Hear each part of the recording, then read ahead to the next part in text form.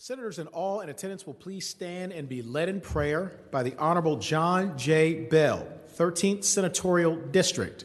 Following the prayer, all will please remain standing and be led in the Pledge of Allegiance to the flag of the United States of America by Mr. Bladen Finch, Senate Page Program Director, Civics Coordinator, Senate Clerk's Office. Good morning, everyone. I'm going to do a prayer this morning referred to as the Knots Prayer. And it's a prayer that's very popular for those who are in recovery. It gives them a lot of faith.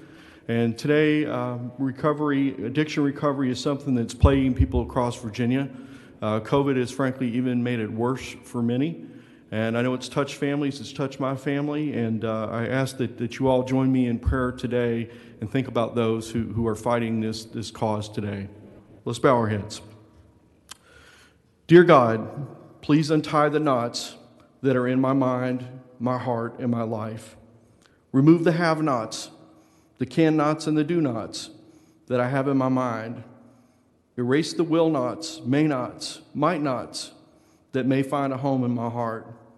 Release me from the could-nots, would-nots, and should-nots that obstruct my life. And most of all, dear God, I ask that you remove from my mind and my heart all of the am-nots that I have allowed to hold me back, especially the thought that I am not good enough.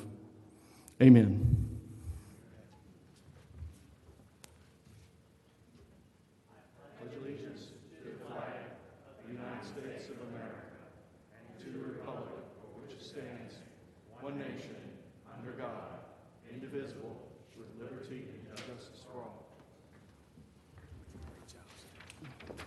Great job. Great job. Beautiful.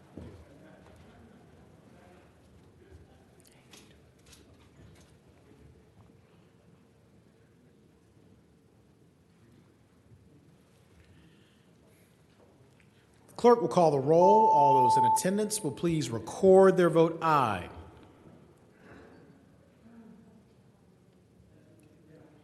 The clerk will close the roll.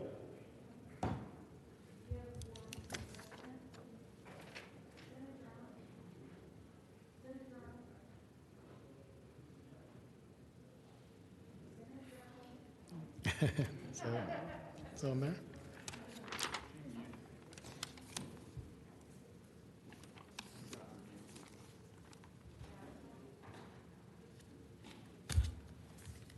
Senate Journal for Friday, February 19th, 2021. The junior senator from Richmond City, Senator Morrissey, moves that the reading of the journal be waived. All in favor of waiving the reading of the journal will record their vote aye. Those opposed, no. Are the senators ready to vote? Have all the senators voted? Do any senator desire to change their vote? The clerk will close the roll. Ayes 33, noes 3. Ayes 33, noes 3. The reading of the journal is waived. The clerk will report any communication from the House of Delegates. The senior senator from Fairfax, Senator Saslaw. Mr. President, I move that we waive the reading of the communications from the House of Delegates. Thank the senator. The question is, should the reading of the communication from the House of Delegates be waived? All in favor of the motion will record their vote aye. Those opposed, no. Are the senators ready to vote? Have all the senators voted? Do any senators desire to change their vote? The clerk will close the roll. Ayes 34, noes 5. Ayes 34, noes 5. The reading of the communication from the House of Delegates is waived. The clerk will report any communication from the governor. We do not have any, sir. Thank you, Madam Clerk. Is there any other business to come before the Senate in the morning hour? Do any senators wish to be recognized? The senator from James City County, Senator Norman. Good morning, Mr. President. Good morning, Senator. Well today. I hope you are too. Thank you.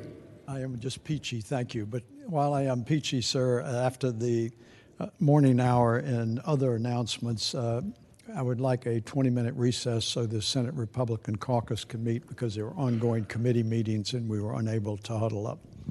Thank the senator. Without objection. For what purpose does the senator from Fairfax City, Senator Peterson, rise? Thank you, Mr. President. Rise for a brief announcement. Senator, the floor. Mr. President, ladies and gentlemen of the Senate, I want to remind you, if you haven't already, You have 1 week. I'm still collecting checks, and please get those checks to me this week. I've gotten a commitment from at least one senator that he will cut his hair if we get to $10,000. He's not paying attention right now, but it's not Monty. It's not Senator Mason. But anyways, please get me your checks this week. Thank you. Thank the senator. Do any other senators wish to be recognized? Seeing none and without objection, the Senate will stand in recess for 20 minutes.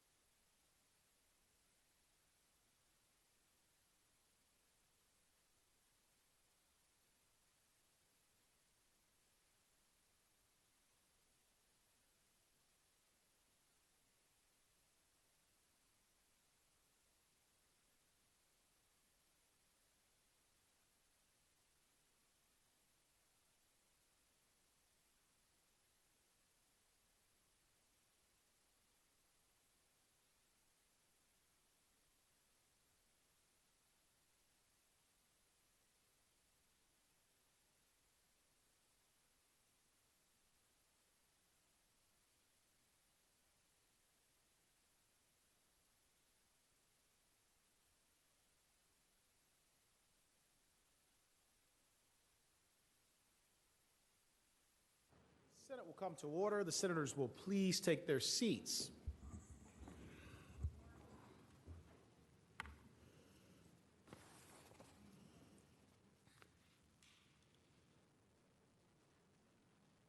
The clerk will call the calendar. Senate calendar for Monday, February 22nd, 2021, page 7. Unfinished business House. House Bill 1805. The House has rejected the Senate amendments. Senator from Arlington, Senator Favola. Thank you, Mr. President. Mr. President, I insist on the Senate amendments, and I request a committee of conference. Thank the senator. Question is, shall the Senate insist on its amendments and request a committee of conference? All in favor of the motion will record their vote aye. Those opposed, no. Are the senators ready to vote? Have all the senators voted? Do any senator desire to change their vote? The clerk will close the roll. Ayes 37, noes 0. Ayes 37, noes 0. The Senate insists on its amendments and requests a committee of conference. House Bill 1817. The House has rejected the Senate substitute. Senator from Portsmouth, Senator Lucas. Thank you, Mr. President. Mr. President, I move that the Senate insist on this amendment and request a committee of conference. Thank the senator. The question is, shall the Senate insist on its amendments and request a committee of conference? All in favor of the motion will record their vote aye. Those opposed, no. Are the senators ready to vote? Have all the senators voted? Do any senator desire to change their vote? The clerk will close the roll. Ayes 39, noes 0. Ayes 39, noes 0. The Senate insists on its amendments and requests a committee of conference. House Bill 2197. The House rejects Senate amendments. Senator from Arlington, Senator Favola. Thank you, Mr. President. Mr. President, I move that we insist on our amendments, and I request a committee of conference. Thank the senator. The question is, shall the Senate insist on its amendments and request a committee of conference? All in favor of the motion will record their vote aye. Those opposed, no. Are the senators ready to vote? Have all the senators voted? Do any senator desire to change their vote? The clerk will close the roll. Ayes 39, noes 0. Ayes 39, noes 0. The Senate insists on its amendments and requests a committee of conference. House Bill 2266. The House has rejected the Senate substitute. Senator from Arlington, Senator Favola. Thank you, Mr. President. Mr. President, I move that the Senate insist on its amendments, and I request a committee of conference. Thank the senator. The question is, shall the Senate insist on its amendments and request a committee of conference? All in favor of the motion will record their vote aye. Those opposed, no. Are the senators ready to vote? Have all the senators voted? Do any senator desire to change their vote? The clerk will close the roll. Ayes 39, noes 0.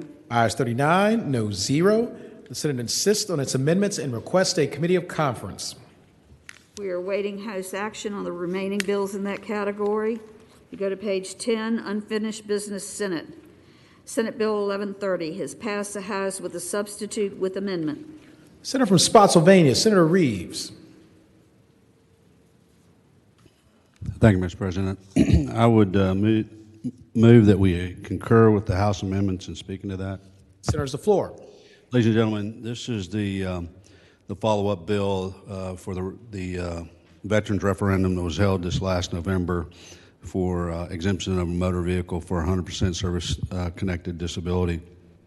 What the amendment does is bring it in line so it's equal throughout the state on the actual percentages for our localities, and our treasurers of the state caught this, and I appreciate the amendment, so we think we've got it fixed now, and I would ask the body to approve it. Thank the senator. Do any other senators wish to be heard regarding Senate Bill 1130?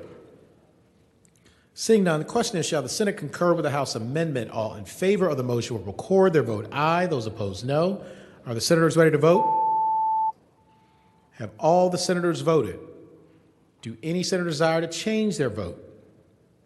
The clerk will close the roll. Ayes 39, noes 0. Ayes 39, noes 0. The Senate concurs with the House amendment. Senate Bill 1169 has passed the House with a substitute. Senator from James City County, Senator Norman. Mr. President, I would respectfully ask that we concur with the House substitute This merely added some additional driver education components to the bill. Thank the senator. Do any other senators wish to be heard regarding Senate Bill 1169? Seeing none, the question is, shall the Senate concur with the House substitute? All in favor of the motion will record their vote aye. Those opposed, no. Are the senators ready to vote? Have all the senators voted? Do any senators desire to change their vote? The clerk will close the roll. Ayes 39, no 0. Ayes 39, no 0. The Senate concurs with the House substitute. Senate Bill 1193 has passed the House with the substitute. Senator from Rockingham, Senator Obenshain. Mr. President, I move that the House substitute be agreed to. Speaking to that, Senators, the floor. This is the dairy producer margin coverage bill that is intended to provide a little bit of a lifeline to Virginia's disappearing dairy farmers, and it requires that they, as a condition for their participation in this program, agree to a nutrient management program.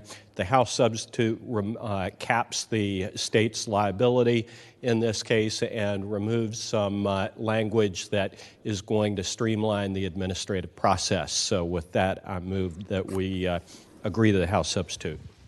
Thank the senator. Do any other senators wish to be heard regarding Senate Bill 1193? Seeing none, the question is, shall the Senate concur with the House substitute? All in favor of the motion will record their vote aye. Those opposed, no. Are the senators ready to vote? Have all the senators voted? Do any senators desire to change their vote? Clerk will close the roll. Ayes 39, no 0. Ayes 39, no 0. The Senate concurs with the House substitute. Senate Bill 1322 has passed the House with amendment. Senior Senator from Virginia Beach, Senator DeStaff. Mr. President, I move the House amendment be agreed to. Senators, the floor. Speaking to that. Mr. President, what this does is takes the IEP and the 504 plan and separates them from the seizure management plan. And I think that makes the bill a much better bill. So with that, I move the approval of Senate Bill 1322. Thank the senator. Do any other senators wish to be heard regarding Senate Bill 1322? Seeing none, the question is, shall the Senate concur with the House amendment? All in favor of the motion will record their vote aye. Those opposed, no. Are the senators ready to vote? Have all the senators voted? Do any senators desire to change their vote? The clerk will close the roll.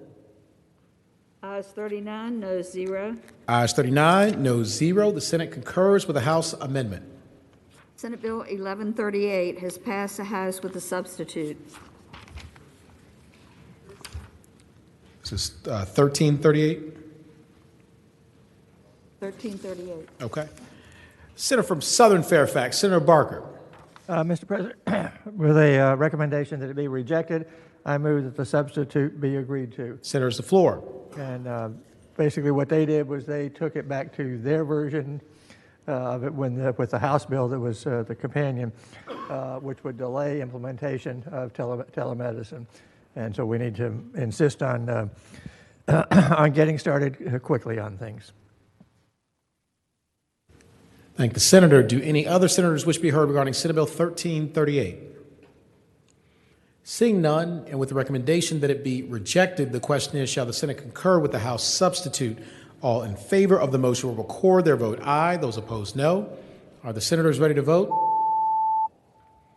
Have all the senators voted?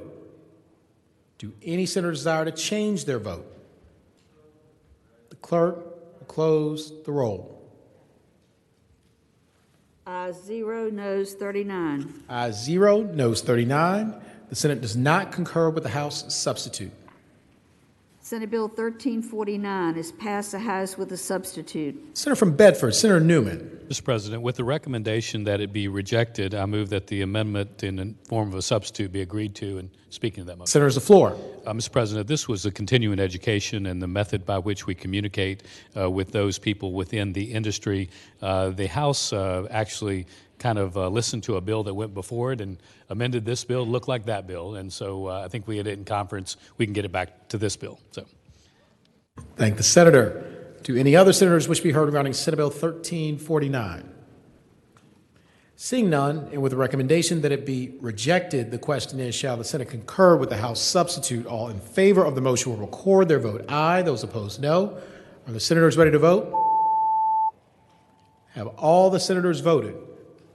Do any senator desire to change their vote? The clerk will close the roll.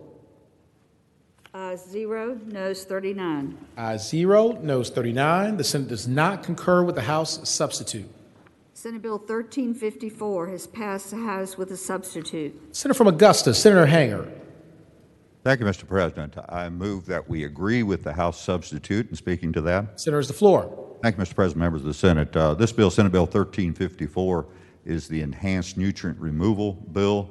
Has a lot of provisions in it for different localities and funding mechanism for ensuring that we have a good shot at meeting our goals for the Water Quality Improvement Plan.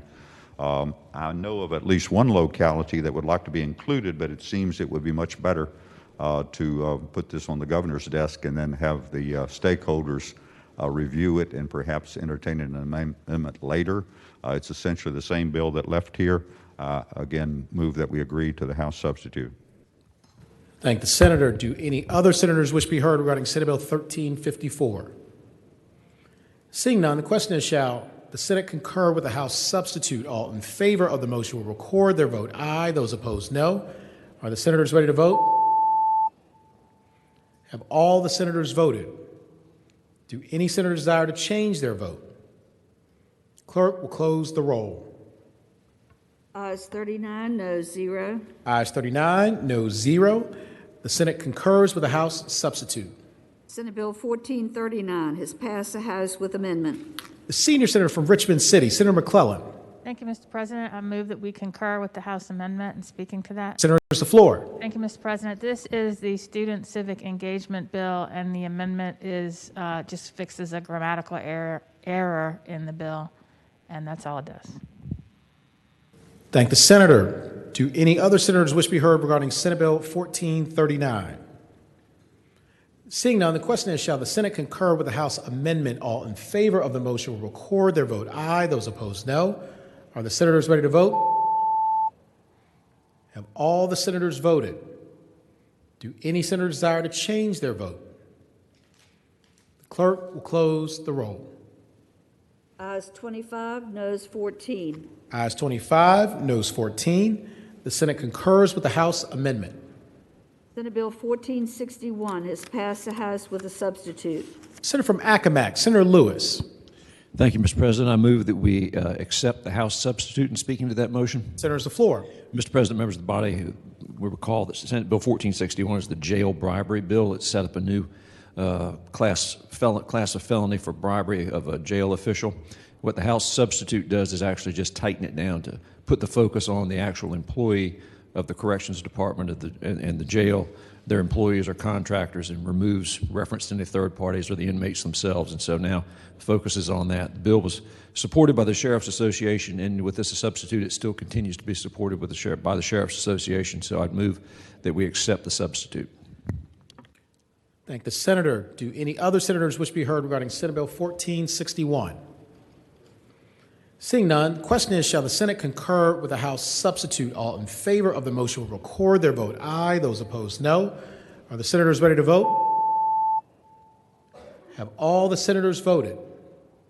Do any senators desire to change their vote? The clerk will close the roll. Ayes 39, noes 0. Ayes 39, noes 0. The Senate concurs with the House substitute. We are awaiting House action on the remaining bills in that category. Turn to page 17. Uncontested calendar, House bills on third reading.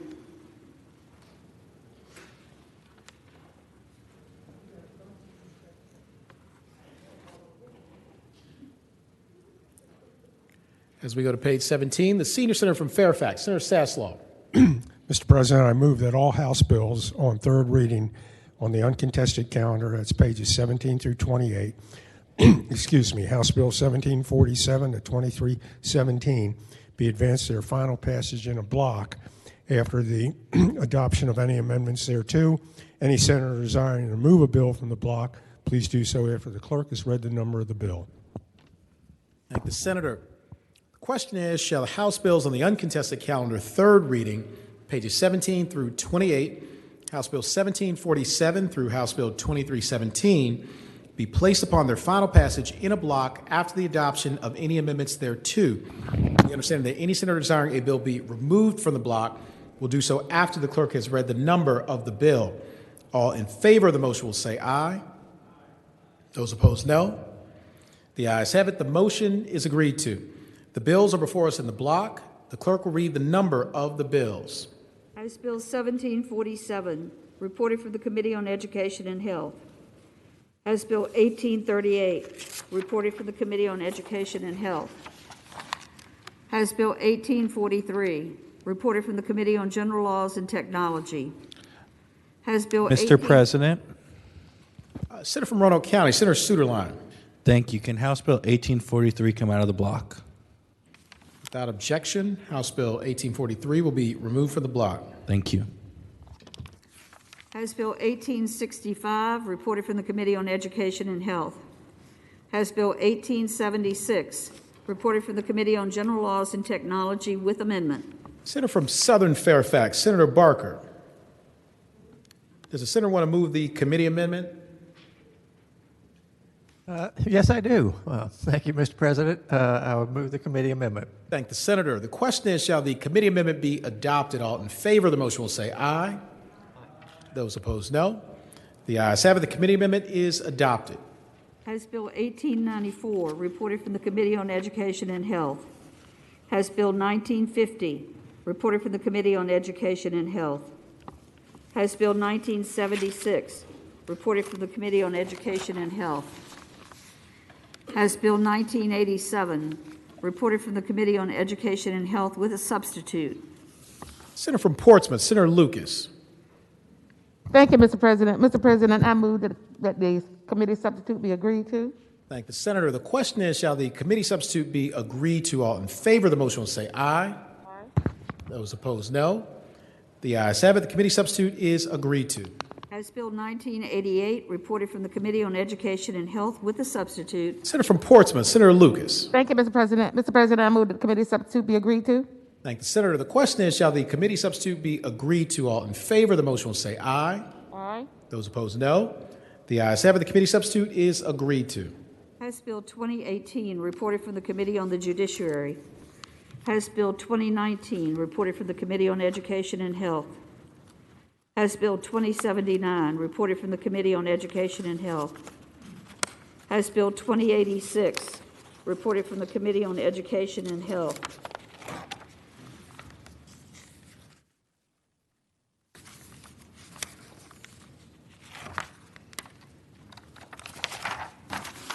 House Bill 2098, reported from the Committee on General Laws and Technology. House Bill 2105, reported from the Committee on Education and Health. House Bill 2116, reported from the Committee on Education and Health with a substitute.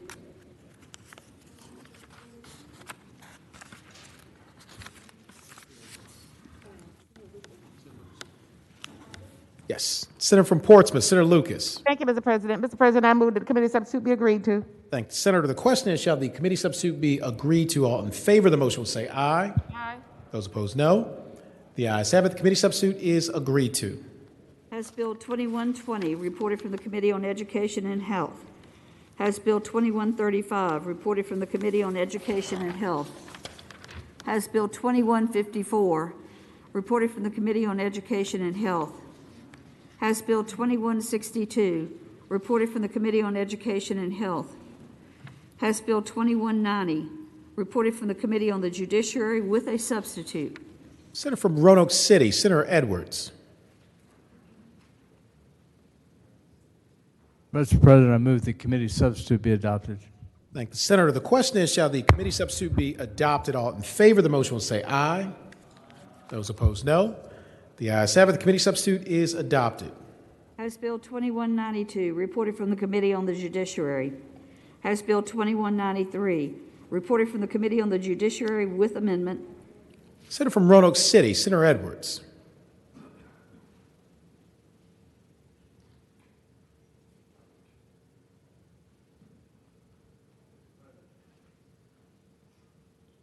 Having a hard time with this technology, Mr. President.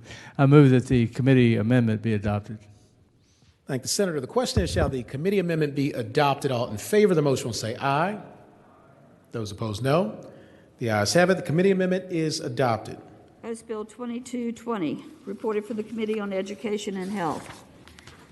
House Bill 2234, reported from the Committee on the Judiciary, and there is a floor substitute.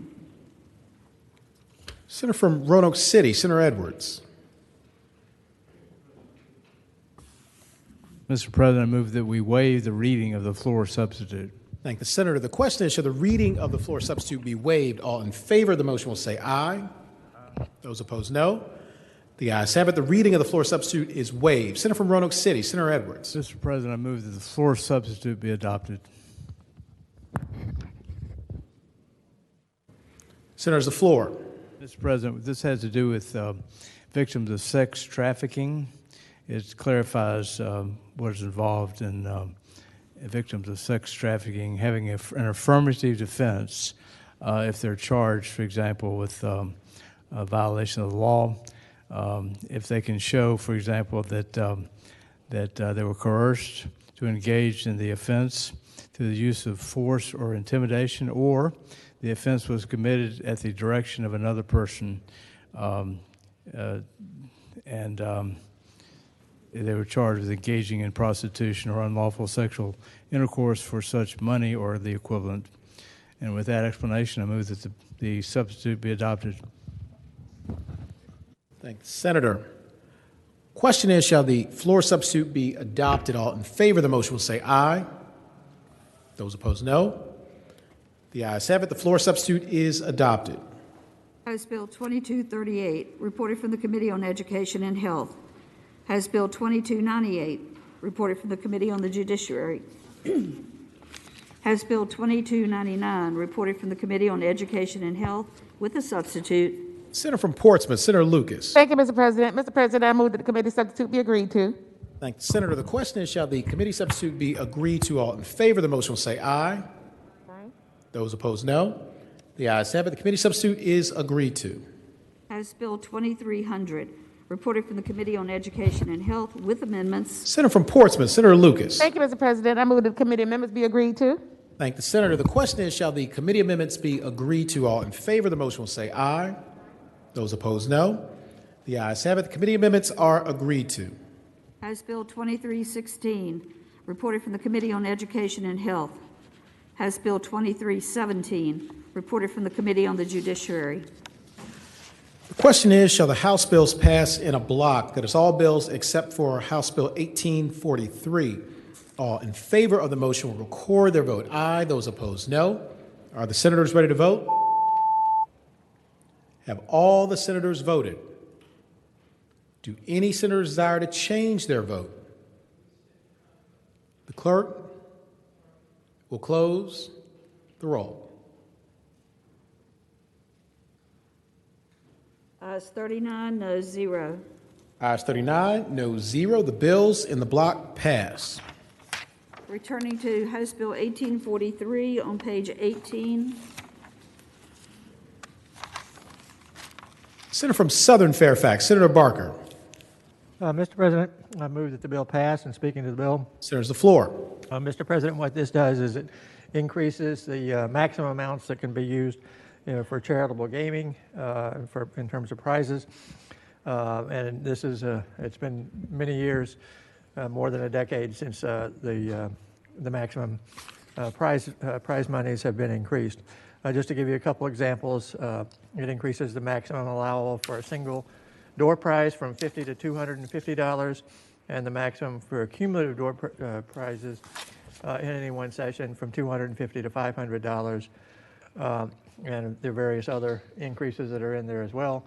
But that's what the bill does, is to try to help the charitable organizations who have in many instances have been struggling as bingo's decreased in popularity and playing and be able to help them. And these maximum prize increases would be beneficial to them. With that, I renew my motion to pass the bill. Thank the senator. Do any other senators wish to be heard regarding House Bill 1843? Seeing none, question is, shall House Bill 1843 pass? All in favor of the motion will record their vote aye. Those opposed, no. Are the senators ready to vote? Have all the senators voted? Do any senators desire to change their vote? The clerk will close the roll. Ayes 38, noes 1. Ayes 38, noes 1. House Bill 1843 passes. Page 29, regular calendar, House bills on third reading. House Bill 2263, a bill relating to the abolition of the death penalty. Reported from the Committee on the Judiciary and from the Committee on Finance and Appropriations, and there is a floor substitute. Senator from Franklin County, Senator Stanley. Thank you, Mr. President. I now move that we waive the reading of the floor substitute. Thank the senator. The question is, shall the reading of the floor substitute be waived? All in favor of the motion will say aye. Those opposed, no. The ayes have it. The reading of the floor substitute is waived. Senator from Franklin County, Senator Stanley. Thank you, Mr. President. I now move that the floor substitute be agreed to. And speaking to that motion, sir. Senator, is the floor. Mr. President, members of the body, of course, the bill that we have in front of us is the House version of Senator Serville's, or the senator from Eastern Fairfax's bill to abolish the death penalty, of which that I was a chief co-patron on. Mr. President, I think we've had this argument before, so I will not elongate that argument again, but I think it needs to be said that what this floor substitute does is it allows us for the first time to make the determination, now that we know really that Virginia is on the verge of ending the death penalty, that we must give comfort to the citizens, the public, to know that if someone commits a heinous crime, a crime of special circumstances, a crime that shocks the conscience and falls within those special circumstances currently in the law with regard to what qualifies as a death penalty offense, then those people are not going to see the light of day, that they will not see liberty again because the person or persons that they killed will not see liberty again. In its current form, ladies and gentlemen of the Senate, the issue that I have with it, because you know personally I'm against the death penalty. I'm against the death penalty based on my faith, my belief that the government does not always get it right, because as a lawyer I've seen that happen. And then finally, that I don't believe a government should have that kind of awesome authority over its people, innocent or guilty. If we walk out here today, at least in the moment that we've repealed the death penalty, we do so with the assurances that those persons that are charged and convicted, one, that we get it right, that they're convicted, but two, that they don't have a chance and opportunity at parole. Our problem is in our zeal this year in criminal justice reform, we have stopped mandatory minimums, and for some reason we treat this as a mandatory minimum. It's not. It's a mandatory maximum. If you kill multiple people, or under the circumstances under our death penalty statute, you should not see the light of day. You should not taste liberty and freedom again. And quite frankly, under its current form, the problem, again, as I started to say, that I have with this bill is that it does not make it life without parole. That there is still an opportunity within the legislation where a judge could sentence someone who's been convicted of these special circumstances to a sentence that is less than life without parole. And I believe that that's just fundamentally not right. I think you remember when I was talking about this before, because my name was on the Senate version, that this should be a bipartisan effort, that we should have, and we've had a very good philosophical debate about it, but that we should have a collaborative effort in trying to find a happy medium, a middle ground that we can all live with. I've said this before to you all, and I will say it again. There are many people over here that would vote for this bill if the punishment for a conviction is life without parole. But instead, this seems to be falling along partisan lines, and it shouldn't. It should never, when we're making this big of a policy decision, fall along partisan lines. So for those reasons, Mr. President, I renew my motion that the floor substitute be agreed to, and I thank you, sir. Thank the senator. For what purpose does the senator from Eastern Fairfax, Senator Serville, rise? Speaking to the floor substitute. Senator's the floor.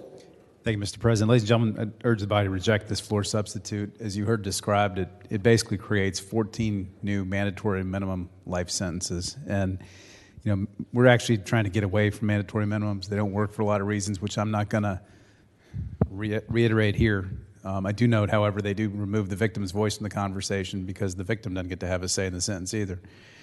But one thing, Mr. President, that caught my eye just last week, which I thought was kind of interesting, was there's a group called the Sentencing Project.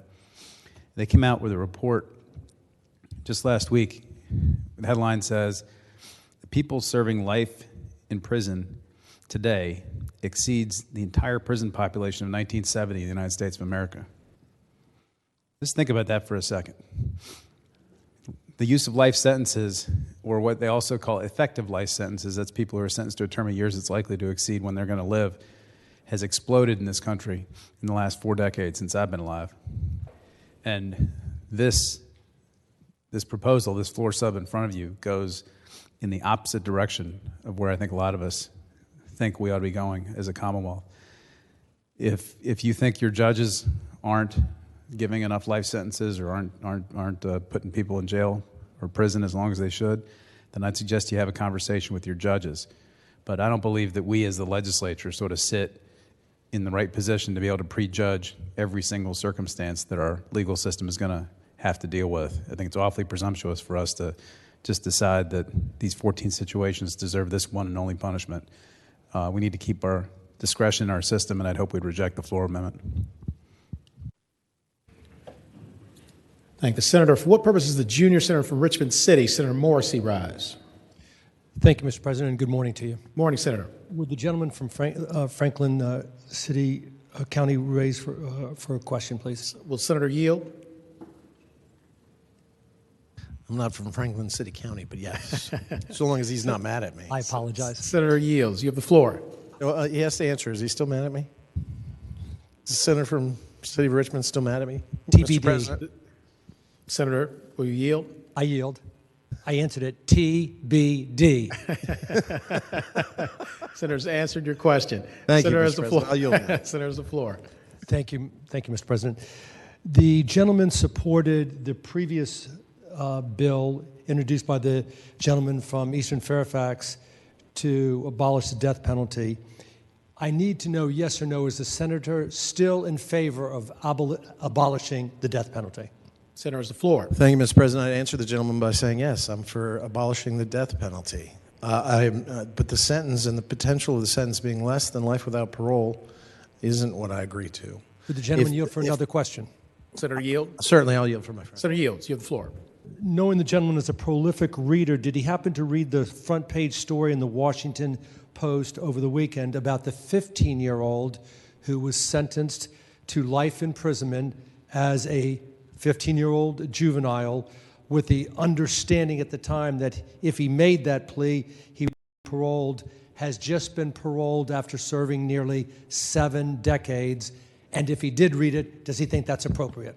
Senator to serve Floor. 70 years in prison as a 15-year-old? Senator has the floor. Mr. President, I'd answer the gentleman by saying usually the Washington Post website only allows you 2 free clicks.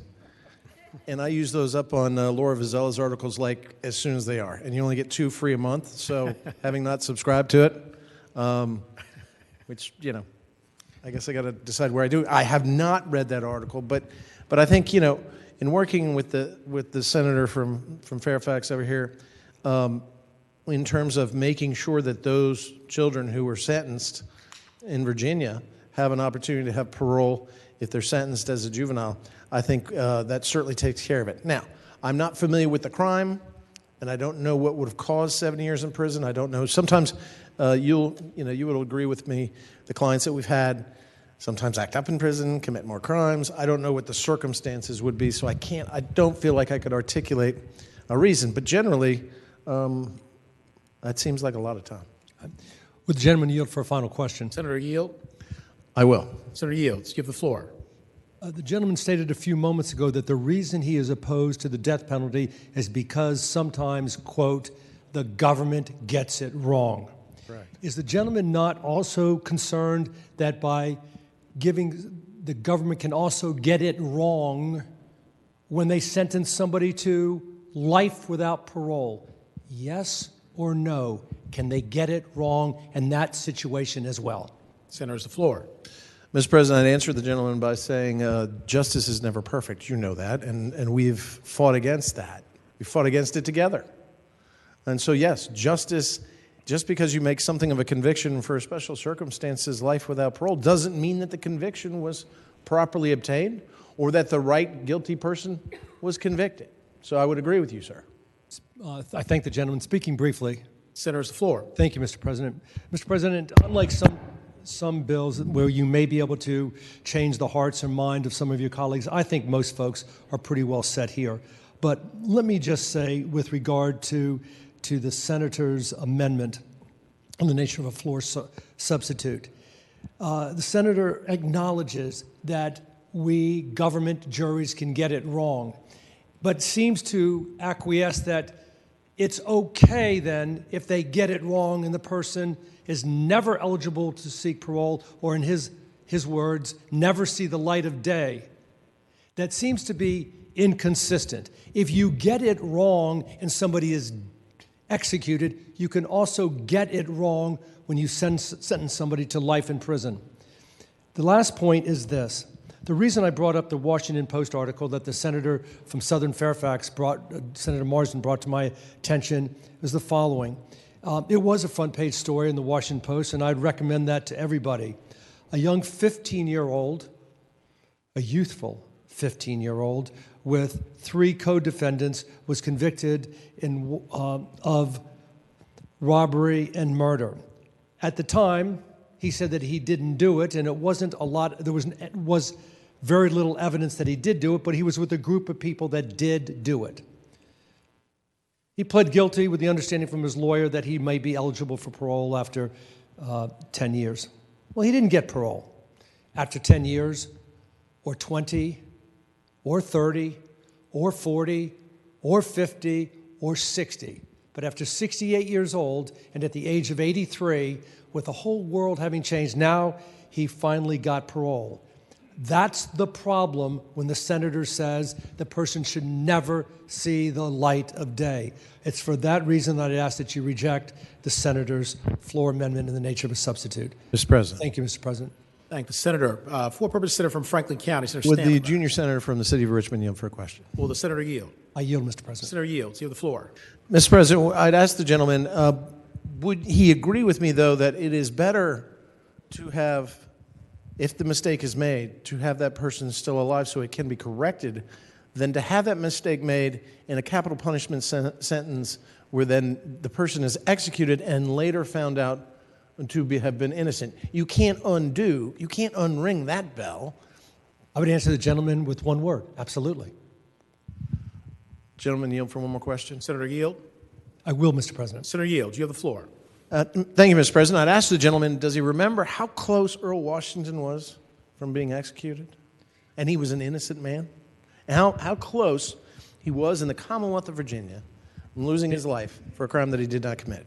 I would answer the gentleman that I do remember. He came within days of being executed, and I would remind the body that Earl Washington pled guilty, and it was subsequently determined that his guilty plea, the confession, was coerced because he had an intellectual disability. Final question, Mr. President. Senator's floor. Final question. I yield, Mr. President. Mr. President, would the gentleman also then agree with me that we were able to correct that horrible mistake, except the loss of liberty, which you can never take back, just like Keith Allen Harward, that we were able to correct that because he was still alive? But the mechanics of post-conviction relief in Virginia are so arcane that he only had to have actual innocence in order to be freed. I would answer the gentleman, Mr. President, that yes, it was able to be corrected, but we are now going down a different pathway. The gentleman and I don't disagree that the death penalty should be abolished. We are in 100% lockstep on that belief. The gentleman's questions have nothing to do with that particular trajectory. There's no question about that. So I'm a little uncertain why he keeps asking questions about correcting some matter and you're not an inability to correct it if the person is given the death penalty. I don't agree with the death penalty. I thank the gentleman. If they're alive, we can correct it. If they're executed, we can never correct that wrong. Thank you, Mr. President. Thank the senator. For what purpose is the senator from Falk here? Senator Vogel rise. Thank you, Mr. President. Speaking to the motion. Senator's the floor. Thank you, Mr. President. I would urge the members of the body to accept the amendment. I think these are two very different policy decisions, and I think there are members of this body who would like to have the opportunity to vote on two different policy decisions, and in fact, there are people who feel very strongly about each and feel about them differently. And I had the opportunity to speak to the patron about this as this bill was making its way through the legislature. And in fact, there are people whose opinions on the death penalty certainly have evolved. And they have evolved with the experience, the exposure, in fact, the proximity to the criminal justice system, and in fact, to exposure to some of the real life stories that have been told here in this body. And I think how one feels about the death penalty, putting someone to death, the fact that in Virginia we have put innocent people to death, reflecting on that and understanding what may or may not be the appropriate purview of government. That is very different, however, than a separate policy decision that takes into consideration that there are some crimes that are committed and some people who should not ever have the opportunity to be released back into society. We have heard those cases. We have heard them recounted on this floor. And they are so compelling that it's very, very difficult for members, many of us, to vote for a bill that brings with it consequences that mean that such a punishment is no longer possible in the Commonwealth of Virginia. And I think in many ways that shocks the conscience of many of our constituents who know of those stories or whose families, in fact, have been victims of such crimes. And I can tell you, the senator from Richmond City makes an important point when he speaks about the death penalty and decisions that we make and what may or may not be reversed. But I also think that the senator from Franklin County makes a very important distinction between a death penalty when executed that can never be reversed and a person who is still alive whose crime later investigated, that person can be found innocent. They're not dead, and they have the opportunity to go back and pursue a life once they've proved themselves innocent.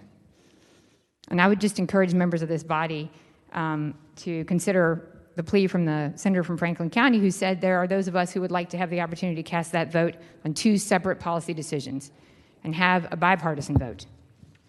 And I will tell you, as a young person, I worked in an apple orchard when I was young with a man who had a very low IQ and later went on to commit some very heinous crimes. And he was given the death penalty. And I remember in college following that story, and when I was young, I don't think I fully understood what his limitations were.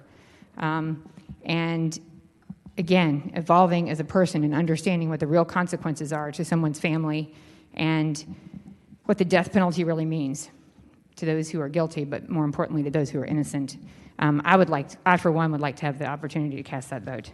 And so, Mr. President, with that, I would urge members of the body to please consider acting on favorably on this amendment. Thank you.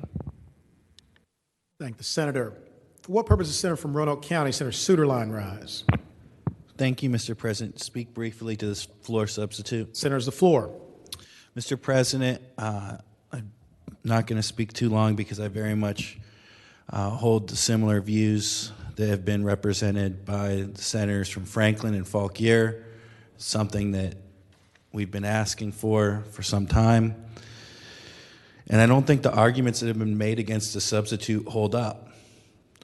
The argument that because a sentence might be undone later isn't an argument against ever imposing a certain sentence. It's an argument against imposing any sentence ever. I mean, that fundamentally is against any action that the Commonwealth could take. And this isn't to one of the very worst things that could ever happen to our citizens. And so I usually think that the arguments presented by that senator are very strong, even when I disagree with them. But in this situation, I don't think they hold anything. The other thing I just want to briefly speak to, and I'm not trying to make light of this, but we believe, everyone in here believes that certain crimes deserve a minimum guaranteed punishment. Now, we have different disagreements on what it is. And last week, I was troubled, and I'm not trying to make light of it, but this body just voted to double the guaranteed penalty on littering. I thought that was excessive. I don't think that the fact that someone's dumped a bunch of tires and someone that has put a very small bit should both have a guaranteed minimum. But this body disagreed with me. And that's what happened. I don't understand how the same body that believes something like that should have a guaranteed minimum punishment cannot see that more significant crimes, the taking of a life of a Virginian, and not just any taking of a life of a Virginian, but with so many aggravating instances, that this is truly the worst. Why you do not see that there should be a guaranteed response from the Commonwealth for that, when just 5 days ago, for such a minor offense, we thought that as a body. And I really hope that we agree to the Senator from Franklin substitute. The Senator from Fauquier and Senator from Franklin very precisely and accurately described the views. I don't think just several of us on this floor, but I think that's where most Virginians are. So I hope we'll pass the substitute. Thank the senator. For what purpose is the senator from James City County, Senator Norman, rise? Thank you, Mr. President. I rise in support of the senator from Franklin's amendment in the nature of the substitute and speaking to that. Senator, the floor. Mr. President, I think that most of the members of this body know that I have consistently been a supporter of capital punishment. That belief has come about as a result of some of life's experiences I have. To borrow a phrase from the junior senator from Richmond, my heart and mind is in that position. It is interesting to me when we were dealing with the Senate bill earlier that two amendments were offered, one of which would have retained capital punishment if a law enforcement officer was killed in the line of duty. The majority of this body rejected that amendment, and I respect the corporate position. A second amendment was that if in fact you murdered more than one person in the same transaction, that in fact would retain capital punishment. Again, the majority of the body rejected that proposed amendment, and I respect it. I was sitting here thinking back in time here in the General Assembly of Virginia, and two terms that have come to mind. One back in the 90s when the term truth in sentencing was a pervasive echo, and that in fact we felt the general public in Virginia should be entitled to know what truth in sentencing meant. Fast forward until contemporary times, one of the words that I find that is used over and over almost to the point of becoming trite is transparency. And I suggest to you, Mr. President, that the way that House Bill 2263 is currently articulated, and I have enormous respect for my colleague and my friend Mike Mullen, who's carrying this bill, but it does not represent truth in sentencing, and it does not represent transparency, because in fact, there is an opportunity for someone who has committed this aggravated murder to get parole at some point in time, and I think that that is a poor policy decision. And I say, Mr. President, that I am very cognizant of what the atmospheric conditions are here in the legislature and the directions that we're moving in. And again, I am respectful of change, but I fully expect for the legislator moving forward is going to continue to move in that direction. So I respectfully recognize that all of the rhetoric is not going to change one vote. Not going to change one vote because a number of members of our body know what we have previously cast a vote for, and we don't want to have to explain that we were persuaded by some verbosity of changing our vote. But I do say, Mr. President, I think that the senator from Franklin County's amendment represents a truth in sentencing and a transparency. Thank the senator. For what purpose is the senior senator from Chesapeake, Senator Cosgrove, rise? Thank you, Mr. President. Would the gentleman from Eastern Fairfax yield for a question? Senator yield. I'll yield. Senator Yields, you have the floor. Thank you, Mr. President. I ask the gentleman, under the bill, the way it's written now, would a judge have the ability to impose a sentence of life without parole? Senator's the floor. Mr. President, if he's referring to the bill without the floor substitute, yes. Further question? Nope, that answered it. Thank you. Speaking of the bill, briefly. Senator's the floor. Mr. President, ladies and gentlemen of the Senate, look, let's at least give our justices, our judges, the ability to institute a sentence of life without parole. There are a lot of folks here that would like to vote against the death penalty itself. But many of us just can't do it because we are basically telling the bench, all you can give them is life. And maybe they'll serve 10, maybe they'll serve 15, they get time off for good behavior, whatever.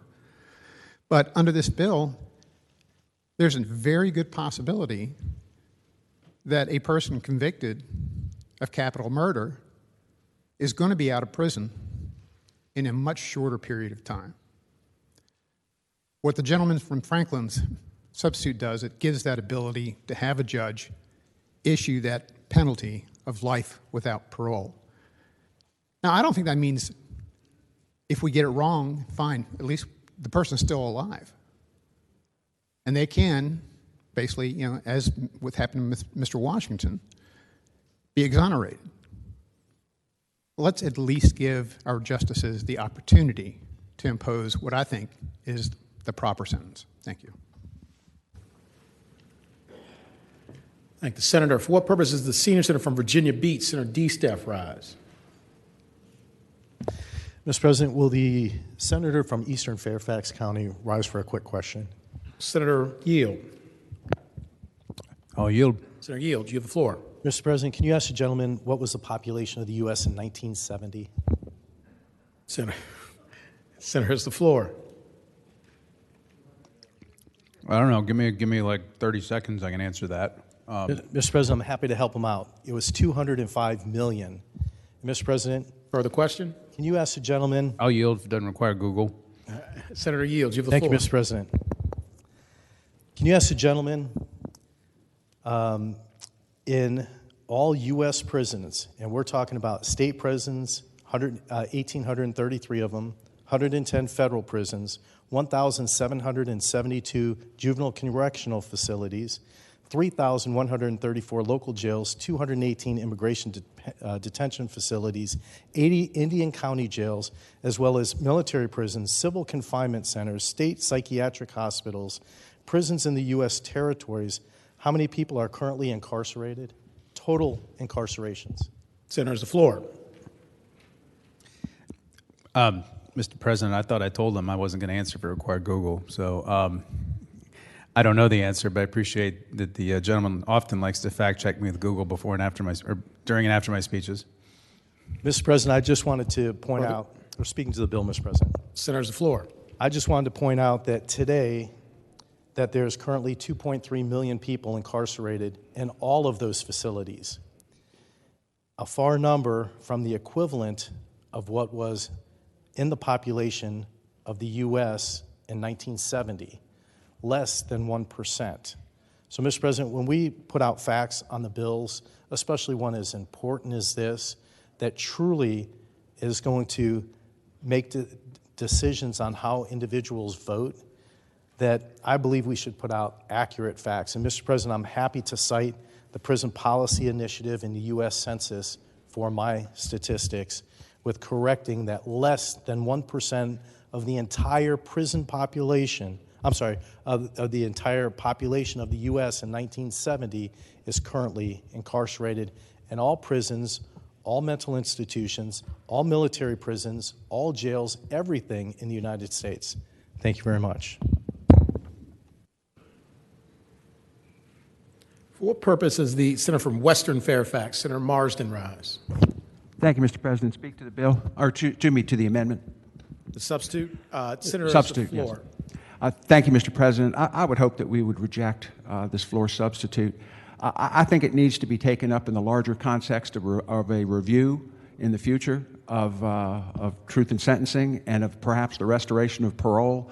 We seem to be picking at this thing a little bit at a time, and what we need is a comprehensive look at our sentencing policy. And I think it's fairly well determined. It's already passed, I think, out of the body down the hall, that the death penalty is on the way out. But the rest of this, in terms of sentencing, we need to figure out in a comprehensive way and not just substitute and amend our way through it. And so I would hope we would reject the floor substitute. Thank the senator. For what purpose, Senator from Eastern Fairfax, Senator Servell, rise. Speaking to the floor sub very briefly. Senator's the floor. Thank you, Mr. President. So just correct a couple things really quick. First of all, in 1970, there was 197,245 people in prison.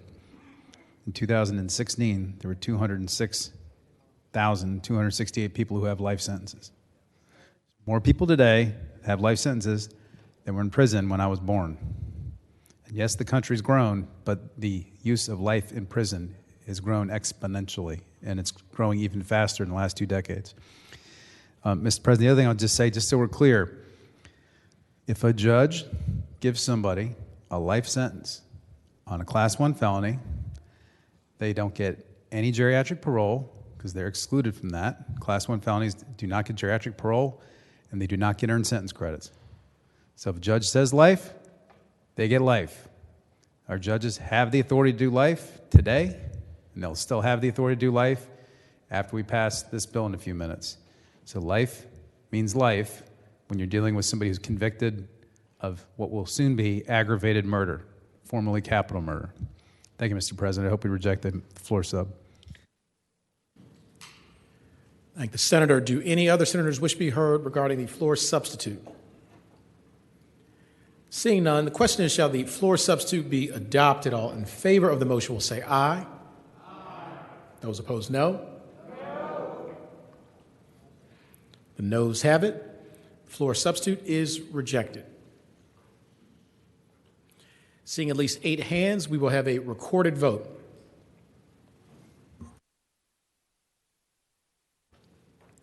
Question is, shall the floor substitute be adopted? All in favor of the motion will record their vote aye. Those opposed, no. Are the senators ready to vote? Have all the senators voted? Do any senators desire to change their vote? The clerk will close the roll. Ayes 18, noes 21. Ayes 18, noes 21. The floor substitute is rejected.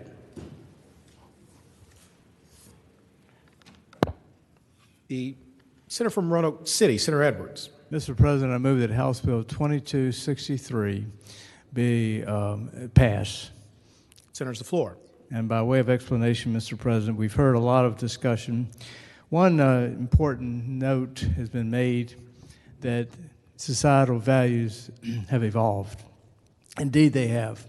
22 states now have abolished the death penalty. Our governor supports abolishing the death penalty. Mr. President, the last time we put anybody to death was about 9 years ago, if I'm not mistaken, in 2012. So societal values have definitely evolved on this issue. Another issue that's worth mentioning is back in 1973, I believe it was, the Supreme Court abolished the death penalty and then brought it back about 3 years later. And in doing so, they pointed out the inconsistency of the death penalty and the arbitrariness of applying the death penalty. If I'm not mistaken, the words were from the Supreme Court, it was applied freakishly, meaning inconsistently and arbitrarily. Mr. President, that still is a problem today with the death penalty. It depends on where you're prosecuted, it depends on the jury, it depends on the judge, it depends on many factors that are arbitrary and capricious. It's certainly not applied in any consistent fashion. It's also been brought out about the mistakes that have been made. We have in Virginia the Earl Washington mistake. He was 6 days from being put to death before he was finally eventually exonerated. And that was somebody who's already been mentioned. He actually confessed, but he had a low IQ, and his mental condition was a major factor there. Mr. President, there are numerous reasons, and I'm not going to list them all. It doesn't rehabilitate anybody, obviously. The deterrence factor is highly questioned by people who look at the death penalty. And then there's the expense factor. Mr. President, the expense of putting somebody to death, when you talk about the litigation involved, the habeas corpus petitions that are involved, the delay, Mr. President, it's very expensive. If you add up all the expenses of the litigation, especially on both sides, it's much more expensive, really, to put somebody to death today than it is to just lock them up for life. And Mr. President, for all those reasons and many, many more reasons, I urge the body to vote in a historic vote to abolish the death penalty in Virginia. Vote yes on HB 2263. Thank you, Mr. President. Thank the senator. Do any other senators wish to be heard regarding House Bill 2263? Mr. President. Senator from Eastern Fairfax, Senator Servo. Thank you, Mr. President. So, ladies and gentlemen, this is obviously I think, a pretty important vote we're about to take. It's been an interesting process carrying this bill. A lot of people reached out to me about it. You know, the bill itself doesn't really affect a lot of people. I think there's only been about 64 capital murder prosecutions in the last 5 years. And compared with the number of other bills that we carry, this affects a very small set of people. But this bill speaks to a lot of Virginians and a lot of people around the country for a lot of reasons. You know, our Commonwealth, back when it was first, when we declared our freedom from the King of England, we led the world when it came to human rights. We led the world when it came to due process. You know, the Declaration of Rights, which was written by George Mason, contained the First Amendment, speech, press, and religion. We became one of the first governments that we didn't have a declared state religion. In the criminal side, we declared in our Constitution, which is still there today, that the right to trial by jury is a sacred right. The juries have to be unanimous. It's not a majority jury. Our Constitution gave people the right to subpoena witnesses, to cross-examine them, the right to a speedy trial, the right to a trial by a jury of your peers, prohibition against double jeopardy, prohibition against search and seizure by the government, the right of the government not to call you as a witness in your own case. At the time we did all these things as a state, we were unique in the world. Nobody else had ever done that before. Virginia led the way in the world when it came to human rights, when it came to criminal justice. Mr. President, I believe that one of the reasons that this bill speaks to people is that even though it doesn't affect many people, that a lot of people feel as if the policy enunciated in this legislation says a lot about who we are as a Commonwealth, what kind of values we have as a Commonwealth, how we feel about the fact that we acknowledge some humility, that our system does make mistakes from time to time. It says a lot about how we value human life. It says a lot about how our Commonwealth is going to move past some of our darkest moments in terms of how this punishment was applied and who it was applied to. This vote also says a lot about justice. Mr. President, it's my hope when we pass this bill, we will send a message to the rest of the world that Virginia is back to leading on criminal justice, not following, but we're going to be back out there in front, not just in the United States of America, but in the entire world. So I hope we would pass the bill. Do any other senators wish to be heard regarding House Bill 2263? Seeing none, the question is, shall House Bill 2263 pass? All in favor of the motion will record their vote aye. Those opposed, no. Are the senators ready to vote? Have all the senators voted? Do any senators desire to change their vote? Clerk will close the roll. Ayes 22, no 16. Ayes 22, no 16. House Bill 2263 passes. House Bill 2118, a bill relating to Virginia Electric Vehicle Grant Fund and Program Creation. Work group report, reported from the Committee on Finance and Appropriations with a substitute. Senator from Northern Fairfax, Senator Howe. I hate to do it, but can we pass this by for the day? Thank the senator. Without objection, House Bill 2118 will go by for the day. House Bill 1952, a bill relating to campaign finance, prohibited personal use, child care exception. Reported from the Committee on Privileges and Elections, and there is a floor substitute. Senator from Eastern Fairfax, Senator Servo. Thank you, Mr. President. We're working on one more floor amendment for the substitute. If I could ask this to go by for the day, one more day.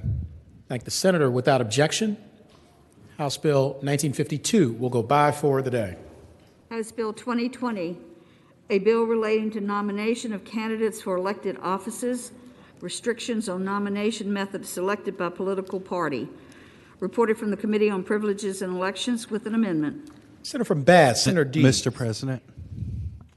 Senator from Roanoke County, Senator Suderline. Sorry, I stepped away and I wanted to talk with the chair first, but can that also go by for the day before the adoption of any amendment? Without objection, House Bill 2020 will go by for the day. House Bill 2030, a bill relating to pesticides, civil penalty. Reported from the Committee on Agriculture, Conservation, and Natural Resources with a substitute. Senator from Fairfax City, Senator Peterson. Mr. President, while Madam Clerk works on the pronunciation of the word neonicotinoid, I'm going to move that go by one more day. I need to talk to the patron about a potential floor sub. Thank you. You just want me to learn how to pronounce it. Thank the senator. Without objection, House Bill 2030 will go by for the day. House Bill 2198, a bill relating to local elections for governing bodies, elections for school boards, qualification of voters. Reported from the Committee on Privileges and Elections. Senator from Bath, Senator Deeds.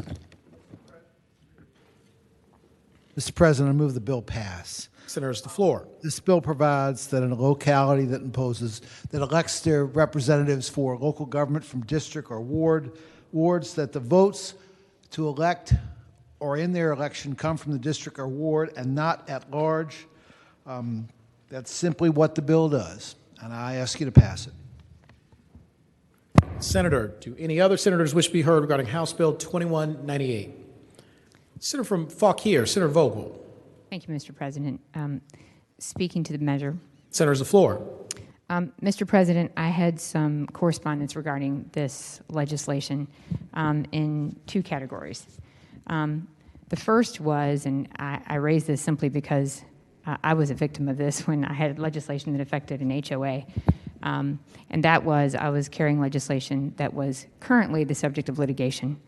And I raise that because I understand that it is the custom of this body not to pass legislation that is currently the subject of litigation. And I am aware, as I think many of those who have received communications about this bill, that this is currently being litigated in Virginia Beach. So that was the first question, or at least the first matter that I wanted to raise. And then second, I wanted to ask Madam Clerk, because this was also something that I received in a communication, and that is whether this is special legislation, because it affects a locality specifically, and whether that requires then a 2/3 vote of the body.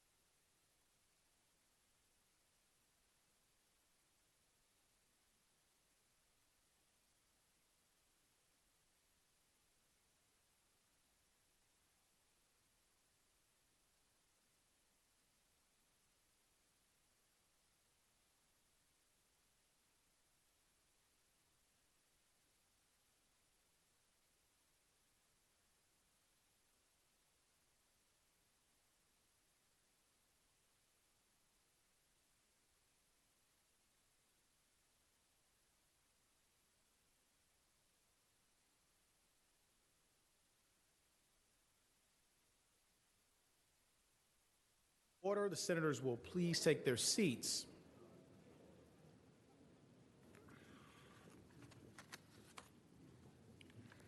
Returning to House Bill 2198 on page 31.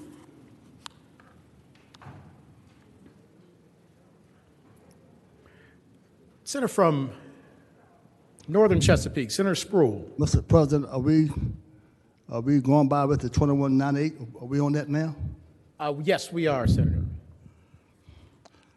Before any motions made, may I speak on it first? Or you want to wait? I'll wait till she make. I'll wait first, then I speak. Okay. Thank the Senator. The senior senator from Richmond City, Senator McClellan. Mr. President, I had my button lit to speak on the question of whether there was litigation on point for this bill, but if what I think is going to happen is going to happen, that is a conversation that can wait. Thank the Senator. Senator from Bath, Senator Deeds. Mr. President, if this bill is going to be resolved today, I move that it pass, but if it's going by for the day, I think that was my understanding of our conversation that would go by. Yes, Mr. President. If Senator from Fauquier, Senator Vogel. I think as we left it, I would like to request that this bill please go by for the day.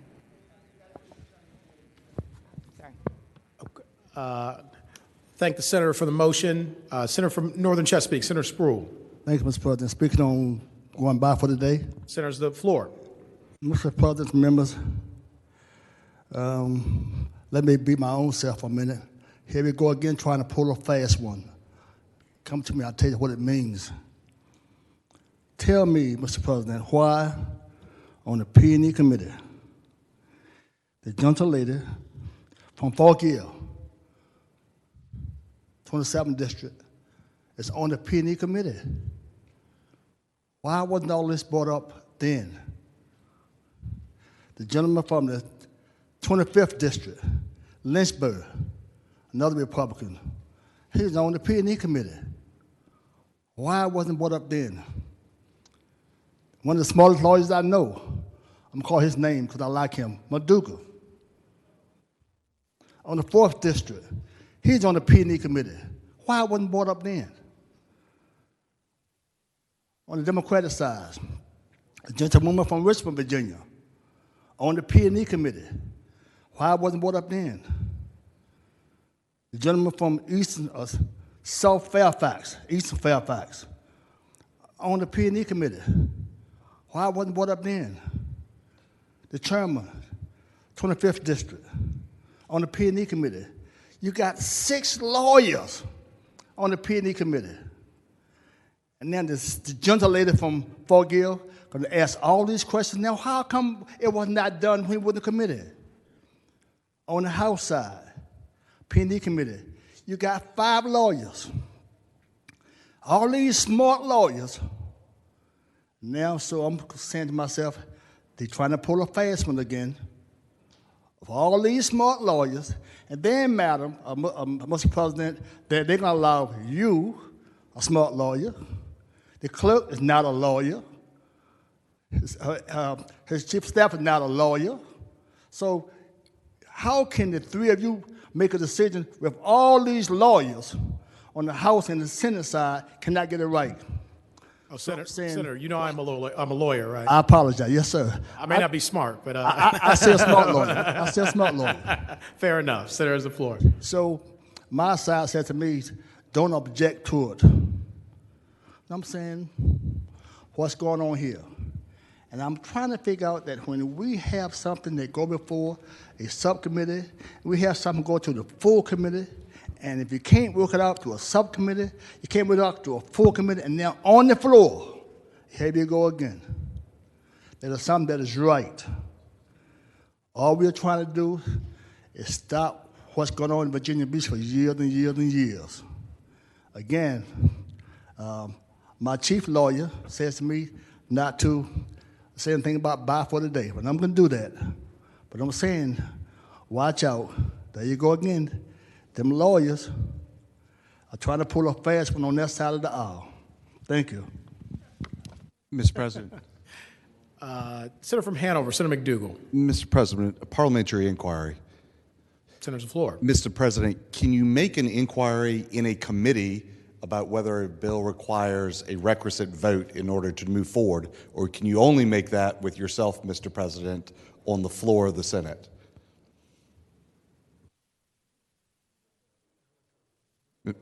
Isn't that true, Mr. President? This is a deposition now. I believe it's the case, particularly because I'm not in the committee. So if you want to make that parliamentary inquiry, would have to be done on the floor here of the Senate while I'm presiding. Thank you, Mr. President. Thank the Senator. Senator from James City County, Senator Norman. Thank you, Mr. President. I rise to encourage the body to pass this bill by for a day. Senator's the floor. Responding to the senator from Chesapeake, 6 lawyers in the Senate P&E, 5 lawyers on the House P&E, and you're asking what the problem is? You're asking what the problem is when there are 11 lawyers on it? Secondly, Mr. President, I don't think that there is any, quote, fast one going on here. I think that the body, as a courtesy to the president, ought to pass it by for the day. This is not an inconsequential inquiry that is made, and there are some definite legal nuances that are associated with it. And it goes beyond just a custom, use, and tradition of the Senate. There are some statutory provisions that are involved in this, and I think it would be a mistake to force it to a vote today until Mr. President, but some others of us can look at it in a thoughtful manner as opposed to trying to research it through Google on the floor. So I would encourage the body, without any mischief, to go ahead and pass it by for the day. Thank the Senator. Senator from Fauquier, Senator Vogel. Thank you, Mr. President. Just if I may speak. Senator's the floor. With my deepest apologies to the senator from Chesapeake, I was not inclined to make any mischief. Subsequent to the bill being heard in committee, I got an email about the bill and clearly didn't know the answers, and actually made an inquiry of Madam Clerk and Legislative Services simply to ask these questions, which is why I raised it on the floor. Curious about the required vote. So I do apologize to the body for the holdup, but I simply wanted to know the answer to the question. I appreciate it, and again, my apologies to the senator from Chesapeake. Thank the Senator. The question is, shall House Bill 2198 go by for the day? All in favor of the motion will say aye. Those opposed, no. The ayes have it. House Bill 2198 will go by for the day. House Bill 2275, a bill relating to food and drink permit requirements, reported from the Committee on Agriculture, Conservation, and Natural Resources. Senator from Fairfax City, Senator Peterson.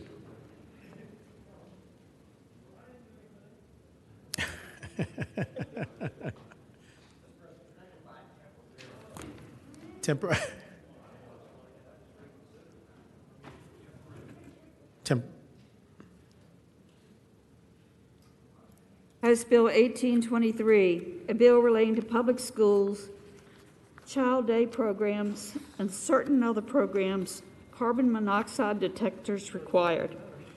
Reported from the Committee on Education and Health. Senator from Portsmouth, Senator Lucas.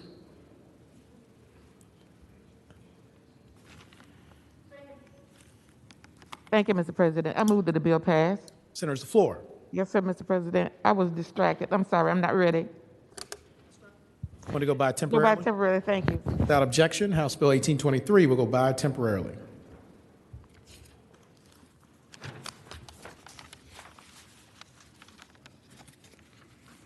House Bill 1831, a bill relating to home care organizations, personal care services, supervision regulations. Reported from the Committee on Education and Health. Senator from Portsmouth, Senator Lucas.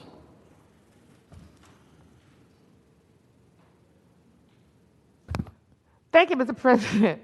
Mr. President, I move that the bill pass. Senator's the floor. 32. Yes, sir, Mr. President. This bill relates to the home care organization of personal care services, supervision, and Mr. President, that's about all that the bill does, and so I just moved that the bill pass. Thank the Senator. Do any other senators wish to be heard regarding House Bill 1831? Seeing none, the question is, shall House Bill 1831 pass? All in favor of the motion will record their vote aye. Those opposed, no. Are the senators ready to vote? Have all the senators voted? Do any senators desire to change their vote? The clerk will close the roll. Ayes 37, noes 1. Ayes 37, noes 1. House Bill 1831 passes. House Bill 1853, a bill relating to lawyers' client accounts, reported from the Committee on the Judiciary. Senator from Roanoke City, Senator Edwards. Mr. President, I move that the bill pass. Senator's the floor.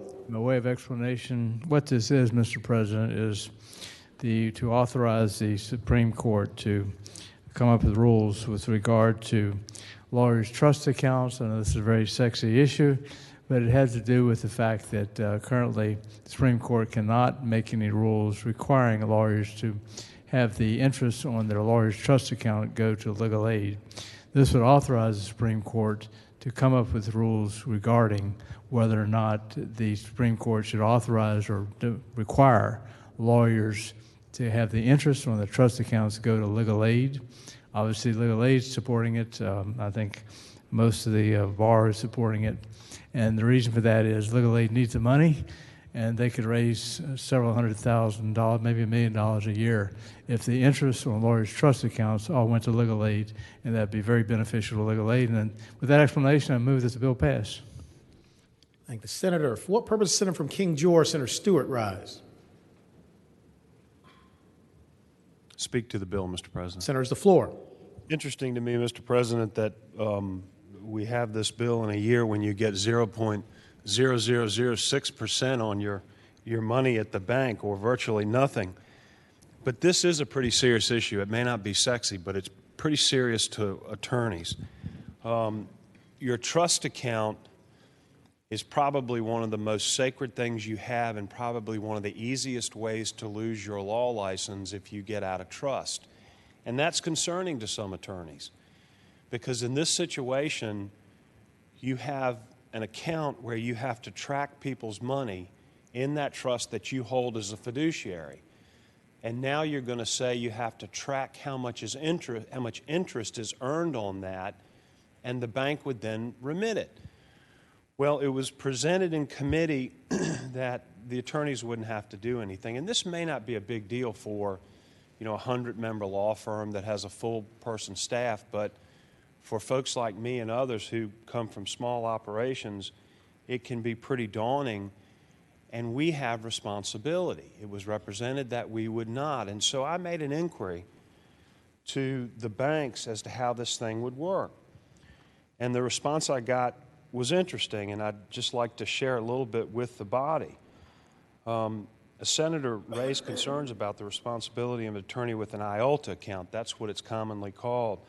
But the bank already computes and directly remits that interest payments to legal services. So apparently you can voluntarily do that now if you want, and those are the larger firms that have the capability of doing it, I assume. All the attorney is responsible for is tracking the amounts tied to each client in the commingled account, and the bank might be able to assist with some software recommendations. So in other words, if you're going to do this, you've got to have certain software that allows you to do that. I understand there was a suggestion to have the banks not report the interest amounts on the account statement, but that would require manual override of the systems because they disclose that information. And so, Mr. President, it brings up a whole host of questions. If interest is generated on each client's account, doesn't that mean I have to sit down with my client, explain money that they have placed with me in trust is earning interest for a particular purpose in the Commonwealth, and a good purpose? I give money to legal aid. I think they do a good job. I'm not sure I'm going to give them any money after this, but I shouldn't say that. I have to explain to that person that their money will be used to draw interest for some other purpose. And the first question I'm going to get is, well, why can't it draw interest for me, the client? It's my money. Why is it going to go to somebody else? And I've got to have that discussion. If I make a mistake on computing or tracking that interest, I'm now subject to an inquiry by the Virginia Bar Association. And I can assure each and every one of you all, I've never had a bar complaint myself, and Lord willing, I don't want one. But it's not a pleasant experience when you do have one. Even if you can prove that you've done nothing wrong, you've got to go through the process, and that process may show up on your record. Some would say I'm overstating this, but I do not believe I am. I believe that there is a way, and I offered that in committee. It didn't take hold, that there's a way that this could be done, and perhaps the General Assembly could come up with a rule that absolves attorneys of liability, puts the burdens on the banks who have the ability to do this, and really gives us no say in the matter. I think part of the problem is the fact that attorneys will have say and responsibility in this, and it creates a conflict between the attorney and the client, and that is the part most objectionable to me. So I could go on with a lot of difficulties with this, but I will not for the sake of time, but I hope that we will defeat this bill. Thank the senator. For what purpose is the junior senator from Richmond City, Senator Morrissey, rise? Thank you, Mr. President. Mr. President, would the gentleman from King George rise for a question or two? Senator Yield. I yield, Mr. President. Senator Yield, you have the floor. Thank you, Mr. President. I'd ask the gentleman, is it not normal, is there one trust account in which an attorney places multiple clients' monies? Senator's the floor. Mr. President, excuse me, in my experience, yes. There's only one account, and the money is commingled. That could be different with, the large firms of the world. They may handle it differently, but the world that I live in and the lawyers that I practice with, that's the way we do it. Would the gentleman yield for another question? Senator Yield. I yield. Senator Yield, you have the floor. Is the following scenario a reasonable one? You may have 100 clients. They may have given you in trust anywhere from $1,000 to $5,000 each, and that money goes into that one account, and their pot of money is earning interest. Senator's the floor. That is what I understand, Mr. President. Would the gentleman yield for another question? Senator Yield. I yield. Senator Yield, you have the floor. Are you not, as the attorney, not responsible for accounting to each of those 100 clients where every cent, and I do mean cent, went to? Senator's the floor. Mr. President, that is accurate. We are responsible down to the penny for where every cent of that money goes, and responsible to account to the clients for that. Would the gentleman yield for another question? Senator Yield. I yield. So Yield, you have the floor.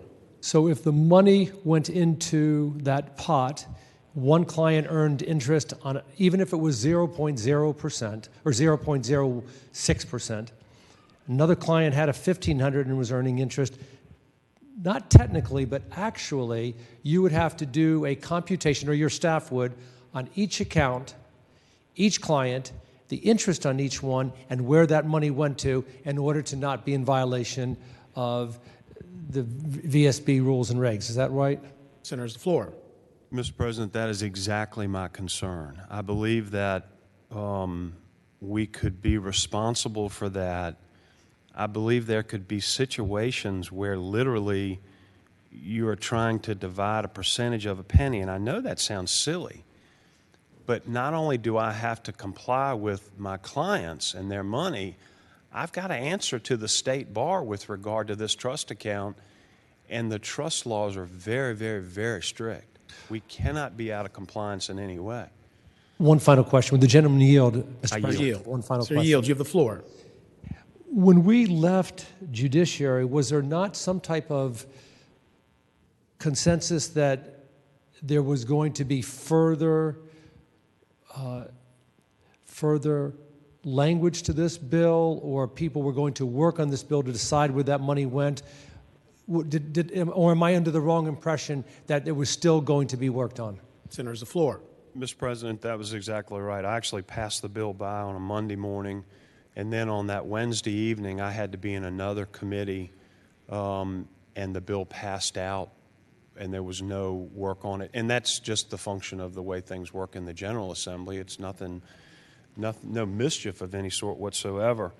But I believe representations were made to some folks who supported this bill that they would essentially have no responsibility or no liability with regard to this accounting, and that's just simply not the fact, not correct according to the information that I've gotten from the bank about how these are handled. Mr. President, I thank the gentleman. Speaking very briefly to the measure. Senator, the floor. Mr. President, let's be clear, and there's not anybody on the Judiciary Committee, or I think anybody in this body, that has one iota of objection to the interest that's being earned going to a very noble organization like Legal Aid. That is a given. The problem here is the accounting for those monies and where it goes. And when we left, and when I voted aye during committee, and when we left, it was my understanding that that was going to be a work in progress. It appears that it's not, and for that reason, for the reasons during the colloquy between the senator from King George and myself a moment ago, I'm going to vote no, and I'd urge the body to vote no. Thank you. Thank you. Senator. For what purpose, Senator from Fairfax City, Senator Peterson, rise? Speak to the measure. Senator's the floor. Actually, I rise for a motion. I hate to do this. This bill needs to go by for the day. I'm not, yeah. Any objection? Without objection, House Bill 1853 will go by for the day.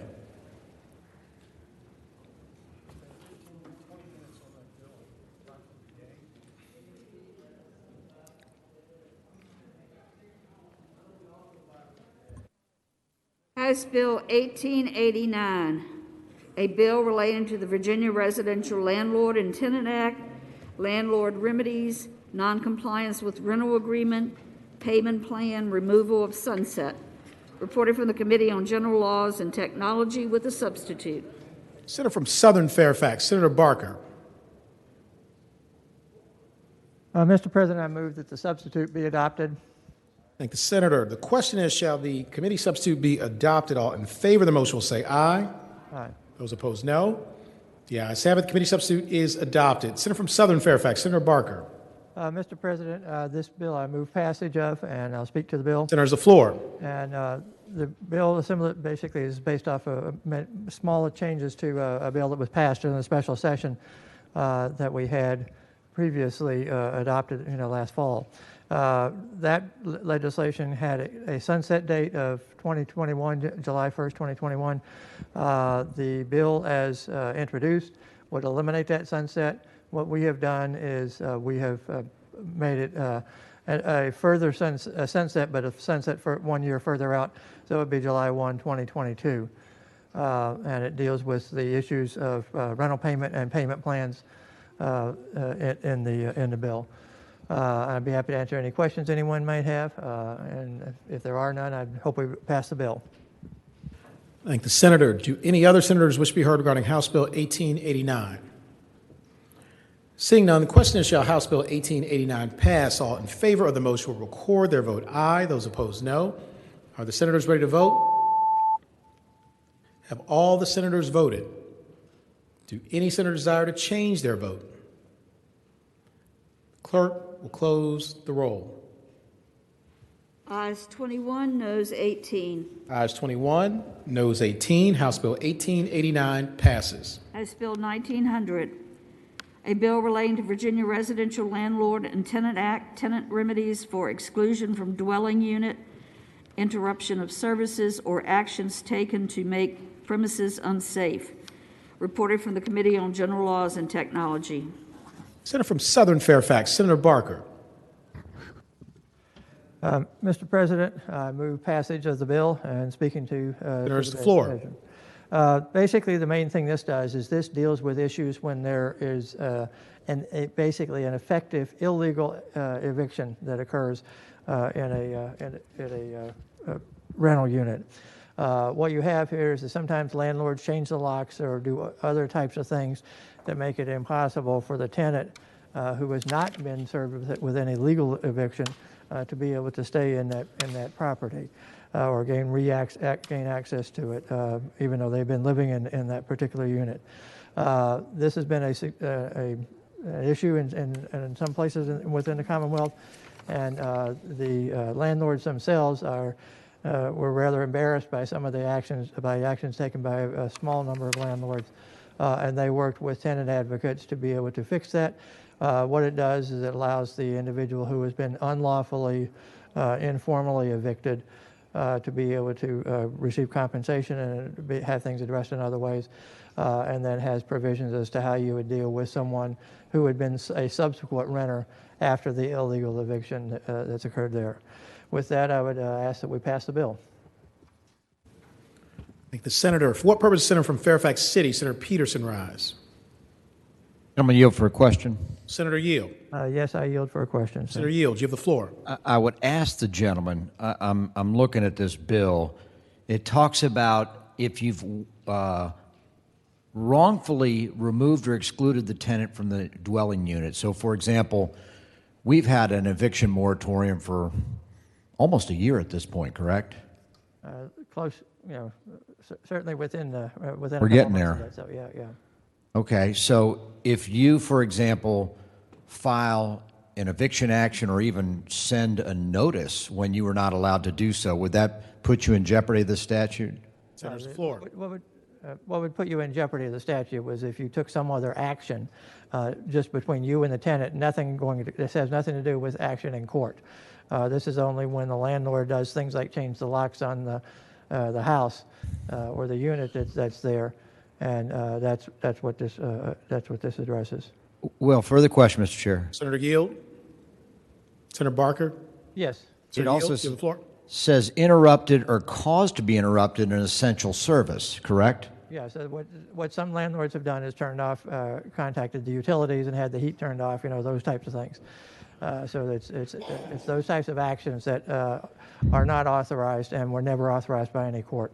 Further question? Senator Yield. Certainly. Senator Yield, you have the floor. Well, you say you contact the utility, but typically a utility contacts you and says you have to pay this bill in order to maintain the service, correct? Senator's the floor. Well, in many instances, yes. I mean, that's what the utility does. But what happens here is sometimes a landlord would contact a utility or so and say, I want to shut off the utility, and the unit's vacant. Whatever explanation they give on that, and that action is taken. So those are the types of things that do occur here.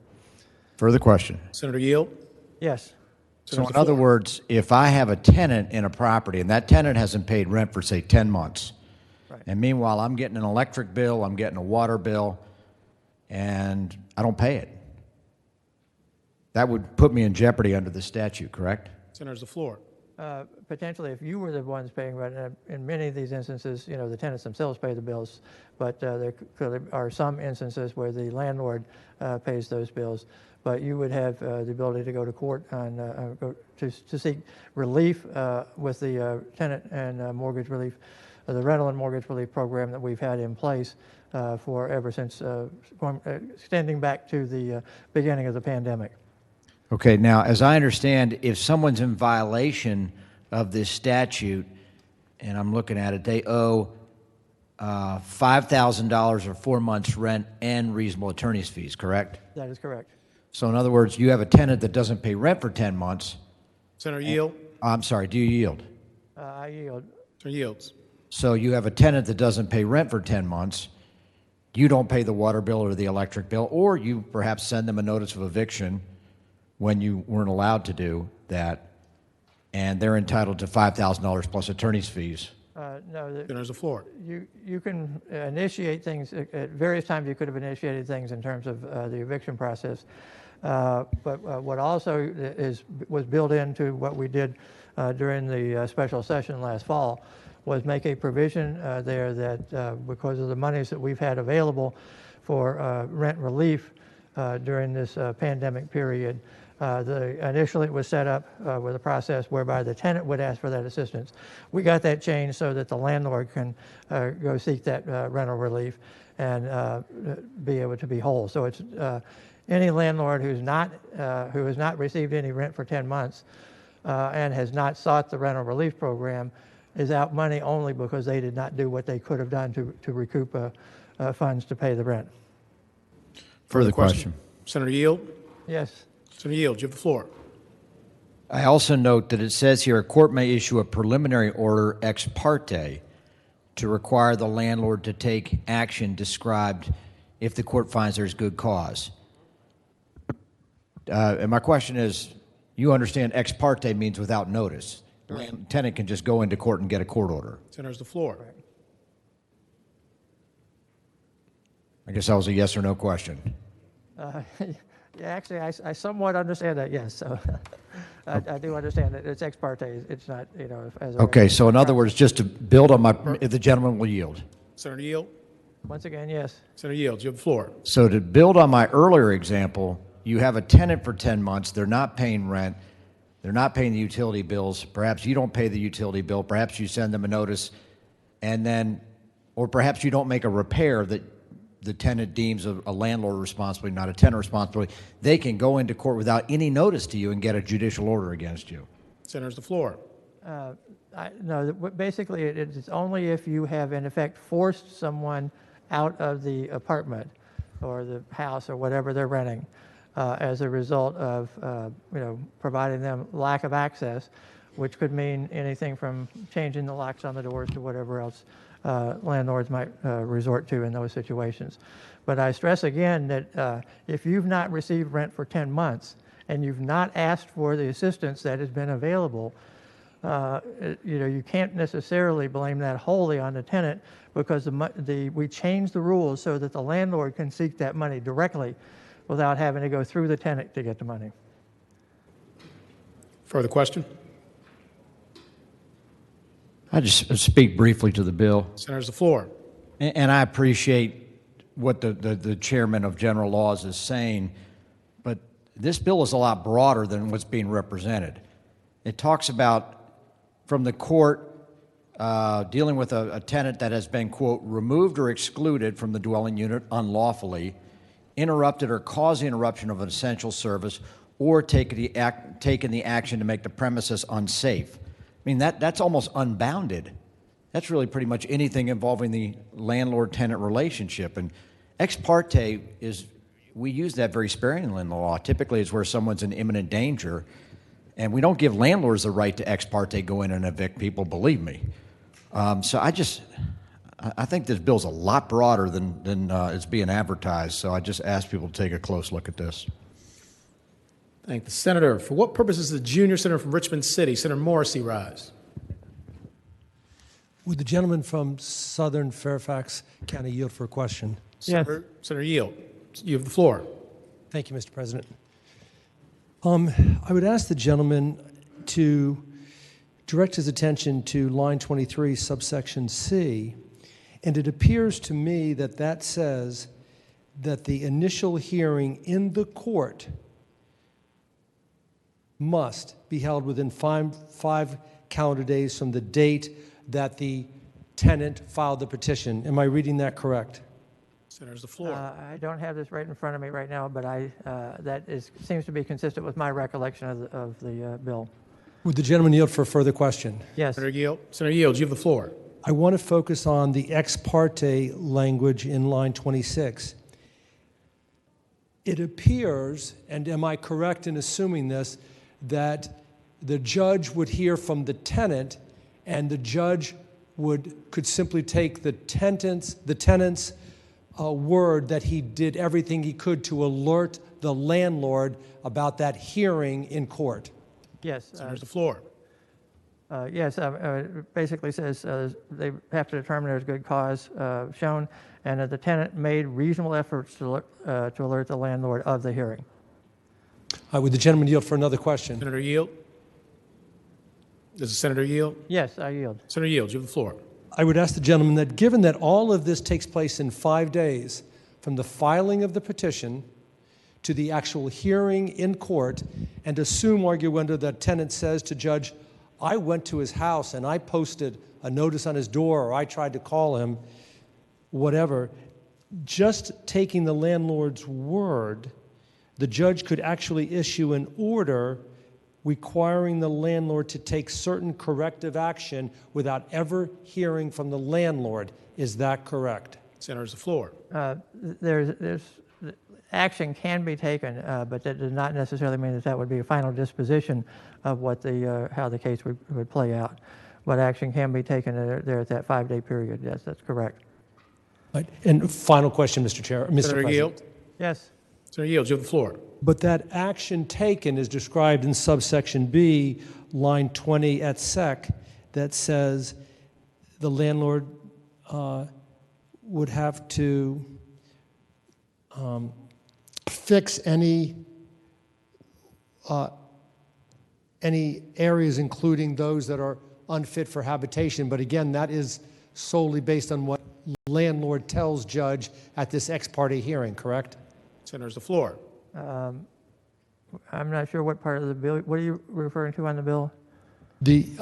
Well, I'm referring to line C, where the judge, beginning on line 23, subsection C, where it says that the judge can issue an order. And my specific question is, this order includes making repairs to the premises that landlord says need to be made, and that order can be issued without the judge hearing from landlord. Is that correct? I think There's the floor. Mr. President, I think you used the word landlord more than on different sides of the issue here. So I'm having a little trouble following exactly what you're asking. The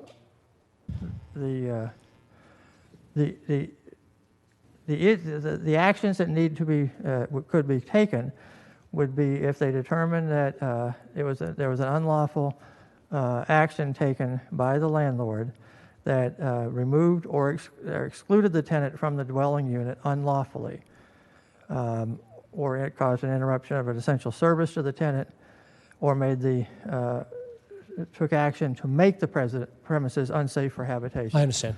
So the unsafe for habitation would be something that presumably would have been the direct action that would have been taken. It's not something that would have been an unsafe situation that lingered for any considerable period of time. So those are the types of things that can precipitate this action being taken by the judge. I see, and I thank the senator. Mr. President, speaking briefly. Senator's the floor. First of all, I want to congratulate the patrons and the people who have supported this, but I think it needs additional work, Mr. President. Here's why. The gentleman from Fairfax City described a situation where the tenant may have not have paid rent for 10 months. Be that as it may, if you look at the language of this bill, an incredible amount of things happen in 5 days. Let's say, for example, that the landlord files petition on Thursday or Friday.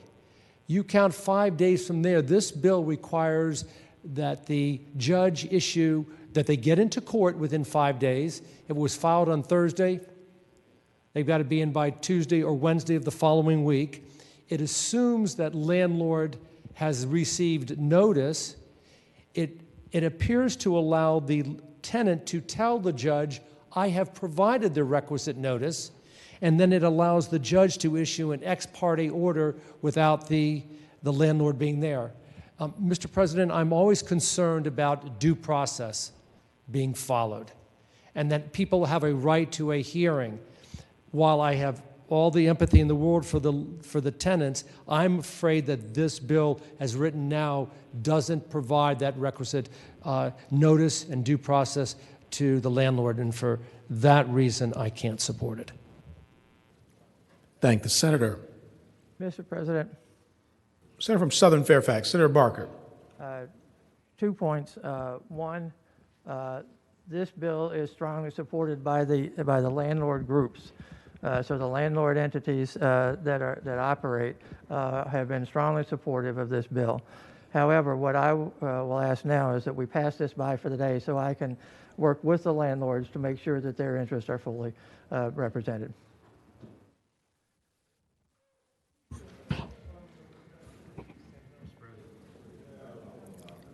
Any objection? Okay, I'm hearing objection. Senator from Alexandria, Senator Ebbett. First, I just want to remind the body that they've already passed this bill identical legislation in the form of SB 1215 that is now on the governor's desk. And I wanted to just remind the body some of the situations that caused this bill to be. We heard, I've got at least 4 examples of people who unlawfully evicted tenants, and there were more I just brought 4 with me today. There was one in Fluvanna where the landlord turned off the power and then changed the locks, causing the client to have to stay in a hotel for 2 weeks before it could be heard by a court, hence the 5-day provision in the bill. She lost a couple of $100 in groceries, and eventually the judge terminated the lease and gave the client just attorney's fees. We had this happen in Charlottesville, Fredericksburg, Danville, and what we're talking about is landlords who willfully took the eviction process into their own hands, not going through the courts at all. And the tenant must make a reasonable effort to alert the landlord of a hearing per the bill, and then there's that safety valve where there's another hearing available in no more than 10 days after the initial hearing if there was an ex parte order offered. So I remind the body we passed the bill before. It's supported by both sides, both landlords and tenants, and the Apartment Management Association as well. This is really just putting a penalty in place for those who try and take the eviction process into their own hands outside of the legal system. Thank the senator. For what purpose does the senator from Fairfax City, Senator Peterson, rise? Thank you, Mr. President. Speak to the motion. Senator's the floor. Mr. President, my colleague from Alexandria is correct. We did vote for this. In fact, I voted for it. And to be honest, I don't think I was aware of the details when I did. And that happens in a body where you have 700 votes in a couple weeks. This bill is much more broadly than the anecdotes that are being used to justify it. And I am telling you, I look at all these landlord-tenant bills we pass, and we're going to turn this state into a city like San Francisco where they have the greatest tenant protections in the world, and thousands of people are homeless because they can't afford housing. Because people are going to take rental housing off the market rather than have to deal with all of these laws. And I get a little bit suspicious about constantly hearing how landlords love these laws. Well, not the landlords I know. Or business loves these laws. Oh, they love these laws. Really? Again, all I can do is read the statute, and my colleague's correct. I voted for it. Okay, that's all me. But I just have to say, when you look at what we're doing, we are destroying our rental housing market with these types of statutes, and I just wish we'd slow down and think about it before we did it. For what purpose does the senator from King George, Senator Stewart, rise? Speak to the bill, Mr. President. Senator's the floor. Thank you, Mr. President. Mr. President, to the gentleman's point from Fairfax City, I was really surprised when I heard that the landlords supported this, because I spoke to one the other day who has several large buildings, very nice rental houses throughout the state of Virginia. And that individual indicated to me that with the policies already passed, they're not going to build anymore. They're not going to build any more rental buildings in Virginia, housing. And they're evaluating whether or not they're going to take the buildings they have and try to redevelop them into something else. And so we have to be cognizant of the fact that the very policies that you are adopting to try to help certain people may at the end of the day harm them. Just as the gentleman from Fairfax City said, when you put too much of a burden on these landlords, they're just going to say the heck with it and they're not going to do it anymore. And then we're going to have a bunch of people who don't have a place to live. For what purpose does the junior senator from Richmond City, Senator Morrissey, rise? Mr. Speaker, would the gentleman from Fairfax City yield for a question? Senator yield. I yield. Senator yields. You have the floor. I would ask the gentleman, isn't there already legislation in place that prohibits a landlord from self-help and not going through the judicial system? Senator has the floor. I would say there's a whole concept at law called retaliatory eviction, where as a tenant, You can go to court. You can have a remedy if you're locked out of your place. You're not allowed in a residential eviction. There is no self-help in Virginia, and there's already penalties on the books. Further question? I thank the senator. Mr. President, I've already spoken on it. If the body could indulge me for no more than 30 seconds, I would like to speak a second time on it, if that's permissible. Senator's the floor. I, too, originally voted on a companion bill or a sister bill to this, but folks, I do what every one of you do.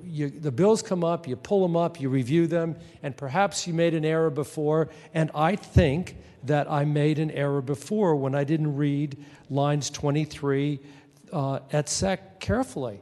The gentleman from Southern Fairfax County made a reasonable request to pass it by temporarily or for the day in order to either assuage my concern or correct this. I thought it was a legitimate motion. If it's not done because of my concerns, notwithstanding I think that the spirit is very good, I can't support it. Thank you. Thank the senator. For what purpose, the senator from Northern Chesapeake, Senator Spruill, rise? To the bill. Senator's the floor. Mr. President, to the members, I ask you to look at this bill very carefully, and I'm supporting it. Then I ask you to look at those who keep getting up to speak against it. We have had two lawyers who got up and said they voted for the other bill, almost the same as this. Okay? Now you tell me, I love some of the lawyers, some of them I love. You tell me 3 lawyers who've gotten up and so forth, and they made a mistake. They tell me when 3 lawyers make a mistake. Now, they voted on the other bills almost the exact same as this. I can't do this thing. Exact same as this. Now, either they own property themselves, if you check into it, they own property themselves, and they want to look out for the lawyers who own property. But I'm asking y'all to look at what's the right thing to do. Look out for the little man for a change. Please support this bill. Thank you.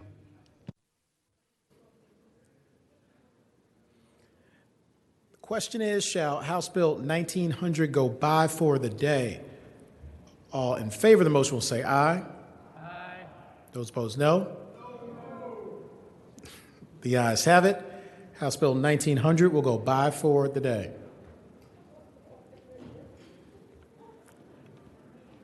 House Bill 1908, a bill relating to the Virginia Residential Landlord and Tenant Act, noncompliance with rental agreement, prohibition on using negative credit information that arose during a closure of the United States government against certain applicants for tenancy penalty. Reported from the Committee on General Laws and Technology. Senator from Southern Fairfax, Senator Barker. All right, I'll move that this bill pass. And, pass. Pass or pass by for the day?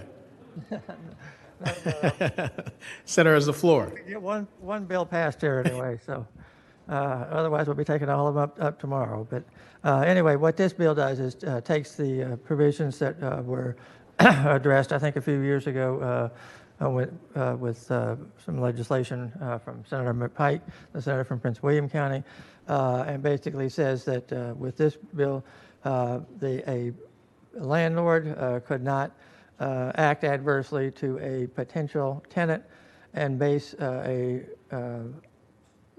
denial of tenancy or to institute an eviction for an existing tenant if the only thing was a history of non-payment of rent or non-payment of rent during the tenancy that is there that was directly related to a closure of the United States government and the applicant or the individual, the tenant, was directly affected by that. So only if it's that was the sole basis for that action by the landlord. Thank the senator. Do any other senators wish to be heard regarding House Bill 1908?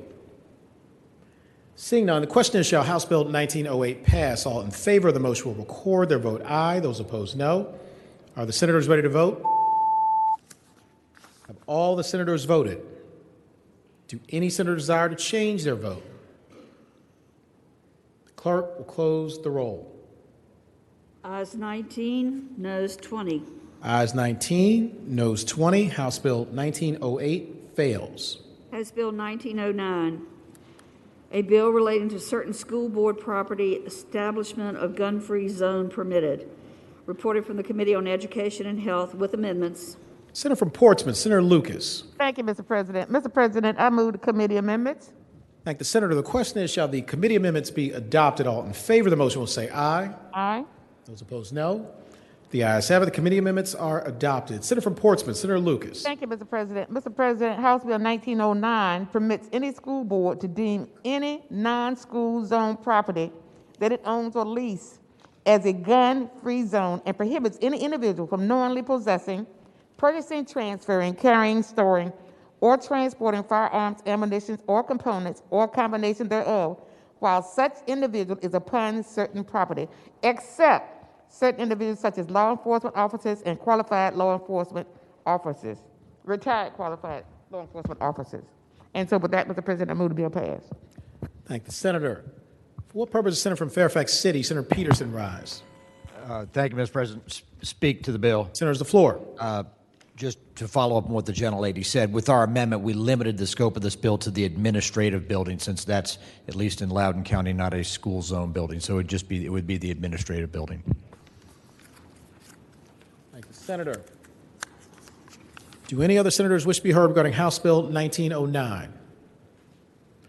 Seeing none, the question is, shall House Bill 1909 pass? All in favor of the motion will record their vote aye. Those opposed, no. Are the senators ready to vote? Have all the senators voted? Do any senators desire to change their vote? The clerk will close the roll. Ayes 21, noes 18. Ayes 21, noes 18. House Bill 1909 passes. House Bill 1930, a bill relating to public institutions of higher education, admissions, application, criminal history. Reported from the Committee on Education and Health with an amendment. Senator from Portsmouth, Senator Lucas. Thank you, Mr. President. Mr. President, I move the committee amendment be agreed to. Thank the Senator. The question is, shall the committee amendments be agreed to? All in favor of the motion will say aye. Those opposed, no. The ayes have it. The committee amendments are agreed to. The Senator from Portsmouth, Senator Lucas. Thank you, Mr. President. Mr. President, this bill prohibits each public institution of higher education, with the exception of Virginia Military Institute, from utilizing an institutional specific admissions application that contains questions about the criminal history of the applicant, denying admission to any applicant on the basis of any criminal history information provided by the applicant on any third-party admissions application accepted by the institution. The bill permits each public institution of higher education to inquire into the criminal history of any individual who has been admitted to but has yet to enroll at the institution, and withdraw an offer of admission to any individual whom the institution subsequently determines to have a criminal history that poses a threat to the institution's community. The bill has a delayed effective date of January 1st, 2022. And with that, Mr. President, I move again that the bill pass. Thank the Senator. Do any other senators wish to be heard regarding House Bill 1930? Seeing none, the question is, shall House Bill 1930 pass? All in favor of the motion will record their vote aye. Those opposed, no. Are the senators ready to vote? Have all the senators voted? Do any senators desire to change their vote? The clerk will close the roll. Ayes 21, noes 18. Ayes 21, noes 18. House Bill 1930 passes. House Bill 1963, a bill relating to cooperative local health budget report. Reported from the Committee on Education and Health. Senator from Portsmouth, Senator Lucas. Thank you, Mr. President. Jack in the box. I move that the bill pass. There's the floor. Yes, sir. Mr. President, what the bill does, it relating to local health budget reports, is a section number 13.2-1-344, and of course it relates to cooperative local health budget and their reports. And with that, Mr. President, I move the bill pass. Thank the Senator. Do any other senators wish to be heard regarding House Bill 1963? Seeing none, the question is, shall House Bill 1963 pass? All in favor of the motion will record their vote aye. Those opposed, no. Are the senators ready to vote? Have all the senators voted? Do any senators desire to change their vote? The clerk will close the roll. Ayes 33, noes 6. Ayes 33, no 6. House Bill 1963 passes.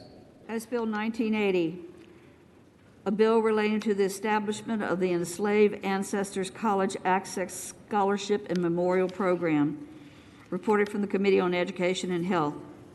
Senator from Portsmouth, Senator Lucas. Thank you, Mr. President. Mr. President, I move that the bill pass and speaking to it. Senators, the floor. It establishes the Enslaved Ancestors College Access Scholarship and Memorial Program, whereby Longwood University, the University of Virginia, Virginia Commonwealth University, Virginia Military Institute, and the College of William and Mary of Virginia, stating in the 2022-23 academic year, and with any source of funds that other state funds or tuitions or fee increases are required to annually identify and memorialize to the extent possible all enslaved individuals who labored on former or current institutionally controlled grounds and properties, and provide a tangible benefit such as a college scholarship or community-based economic development program for individuals of specific communities with a demonstrated history connected to slavery that will empower families to be lifted out of the cycle of poverty.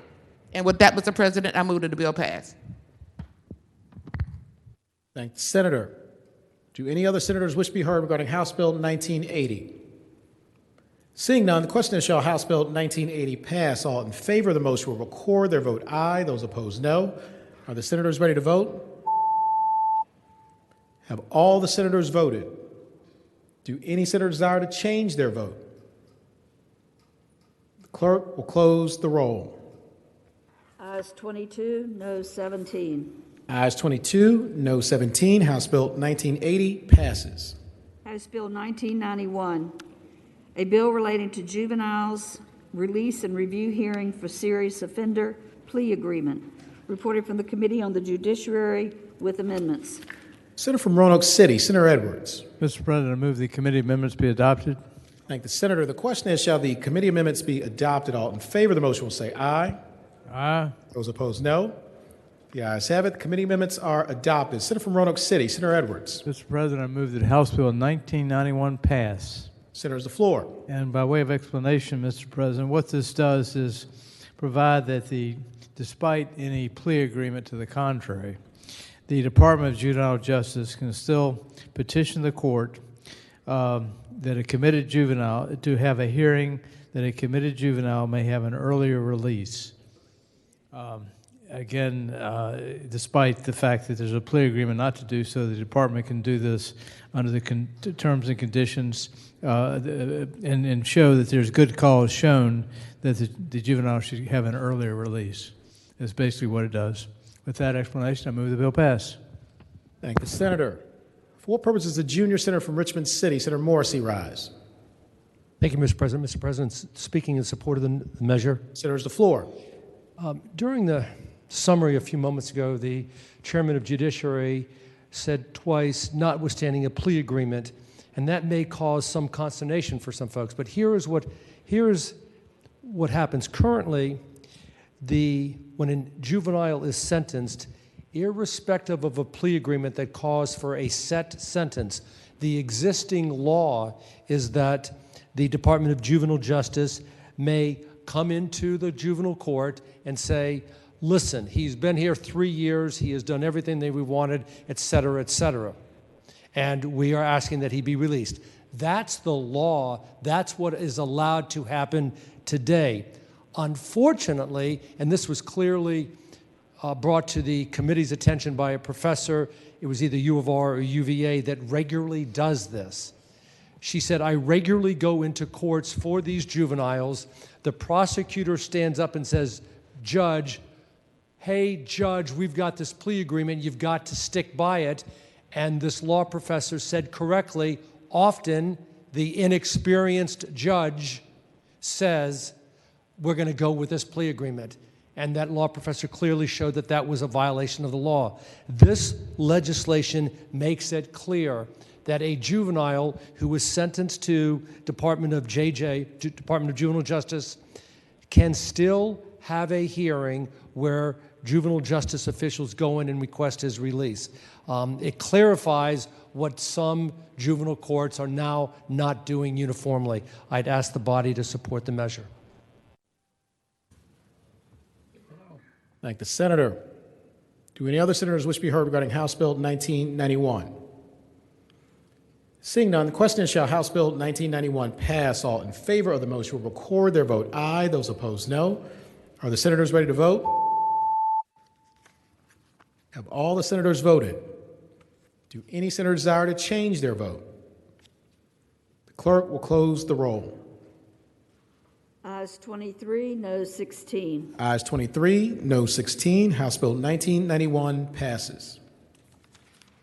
House Bill 2013, a bill relating to school board policies, school meal debt enforcement. Reported from the Committee on Education and Health. Senator from Portsmouth, Senator Lucas. Thank you, Mr. President. Mr. President, I move that the bill pass. Senators, the floor. Yes, sir. Mr. President, House Bill 2013 requires each school board to adopt a policy that prohibits the board from filing a lawsuit against the student or the student's parents because the student cannot pay for a meal at school or owes a school meal debt. With that, Mr. President, I do hope that this bill pass. Thank the senator. Do any other senators wish to be heard regarding House Bill 2013? For-purpose senator from Bedford, Senator Newman, rise. Mr. President, I have no question about the bill. I just have a problem with the bill only because of reading it. Mr. President, if you, as I understand it from reading it, if you are on free lunch, you get a free lunch. You don't get sued. But if you are wealthy and you don't or will not pay, then this says that you cannot go after that debt. So I know it's a smaller matter, and I understand there's some that are concerned about going after people that are on free lunch, and I get that, but I don't get that this bill impacts that currently those that are on free lunch do not have to pay.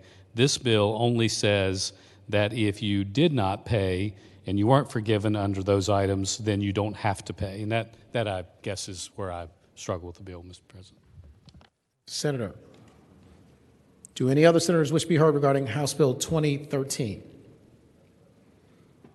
Seeing none, question is, shall House Bill 2013 pass? All in favor of the motion will record their vote aye. Those opposed, no. Are the senators ready to vote? Have all the senators voted?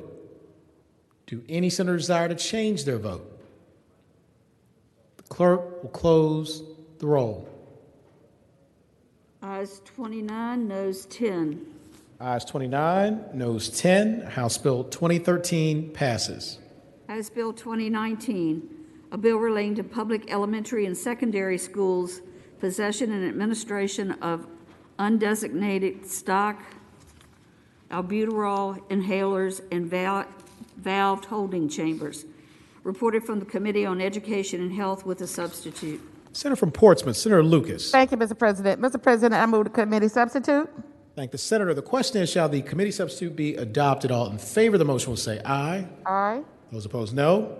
The ayes have it. The committee substitute is adopted. Senator from Portsmouth, Senator Lucas. Thank you, Mr. President. Mr. President, House Bill 2019 requires each local school board to adopt and implement policies for the possession and administration of undesignated stock albuterol inhalers and valve holding chambers in every public school in the local school division, to be administered by any school nurse, employee or of the school board, employee of a local governing body, or employee of a local health department who is authorized by the local health director and trained in the administration of albuterol inhalers and valve holding chambers for any student believed in good faith to be in need of such medication. And with that, Mr. President, I move the bill pass. Thank the senator. Do any other senators wish to be heard regarding House Bill 2019? Seeing none, the question is, shall House Bill 2019 pass? All in favor of the motion will record their vote aye. Those opposed, no. Are the senators ready to vote? Have all the senators voted? Do any senators desire to change their vote? The clerk will close the roll. Ayes 37, noes 2. Ayes 37, noes 2. House Bill 2019 passes. House Bill 2025, a bill relating to the Virginia Freedom of Information Act, record exclusion for personal contact information provided to a public body.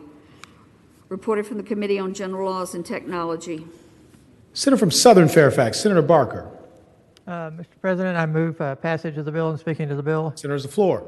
Mr. President, members of the Senate, what this bill does is it deals with personal contact information, your email address, your phone number, your address, whatever there might be included there,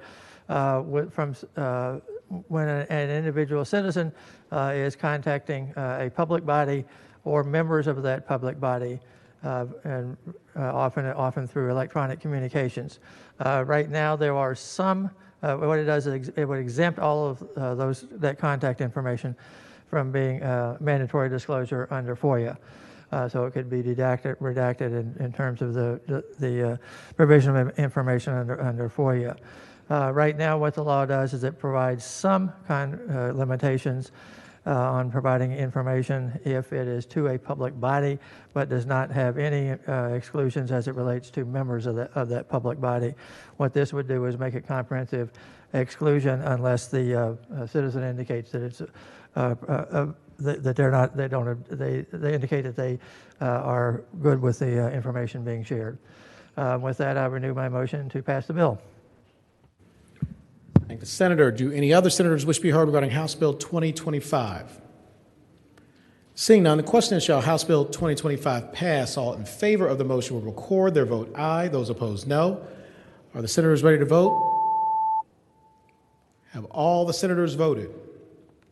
Do any senator desire to change their vote? The clerk will close the roll. Ayes 39, noes 0. Ayes 39, no 0. House Bill 2025 passes. House Bill 2029, a bill relating to Department of Fire Programs prohibition on the use of certain oriented strand board in fire training activities. Reported from the Committee on General Laws and Technology with a substitute, and there is a floor substitute. Mr. President, members of the Senate, the floor substitute from the senator from Prince William is being distributed right now, so I'll defer to him to present, to address that issue. And do we need to do we need to first go to the committee substitute? All right, let's go back. Okay, one second. So you mentioned the floor substitute is being distributed. We do have a committee substitute. We would need to reject the committee substitute first in order to get to the floor substitute. So if the senator would like to make that motion. I will make that motion to adopt the committee substitute with a recommendation that it be rejected. Thank the senator. With a recommendation that it be rejected, the question is, shall the committee substitute be adopted? All in favor of the motion will say aye. Those opposed, no. The noes have it. The committee substitute is rejected. Senator from Prince William County, Senator McPike. Thank you, Mr. President. Move to waive the reading of the floor substitute. Thank the senator. The question is, should the reading of the floor substitute be waived? All in favor of the motion will say aye. Aye. Those opposed, no. The ayes have it. The reading of the floor substitute is waived. Senator from Prince William County, Senator McPike. Thank you, Mr. President. I move the floor substitute be adopted. And speaking to the motion. Senator's the floor. Thank you, Mr. President. During committee, there was a discussion on a couple of definitions. One of which in the substitute, lines 12, you see acquired structure, now defined. That was the sort of defined in concept through committee, so that's now defined. So if there's a volunteer fire company that has a home donated to them, it's clear that it does not apply. And so that was one of the concerns expressed by various chiefs across the Commonwealth. So this substitute helps to address that. Furthermore, Mr. President, you see it has better definition also of what the appropriate live fire training structure is. It is a fire training structure designed for specifically this purpose, and that is now in the definition. And lastly, Mr. President, in discussion with industry, the definition of oriented strand board, lines 20 through 24, is now what was asked in terms of the substitute language that was more acceptable during the committee discussion. That's now reflected in the substitute. And with that, move the adoption of the substitute. Thank the senator. For what purpose, Senator from Spotsylvania, Senator Reeves, rise? Thank you, Mr. President. Will the senator from Prince William yield for a question? Senator Yield. I yield. Senator Yield, you have the floor. Mr. President, I would ask the senator, does this bring peace in the valley on this bill? Senator's the floor.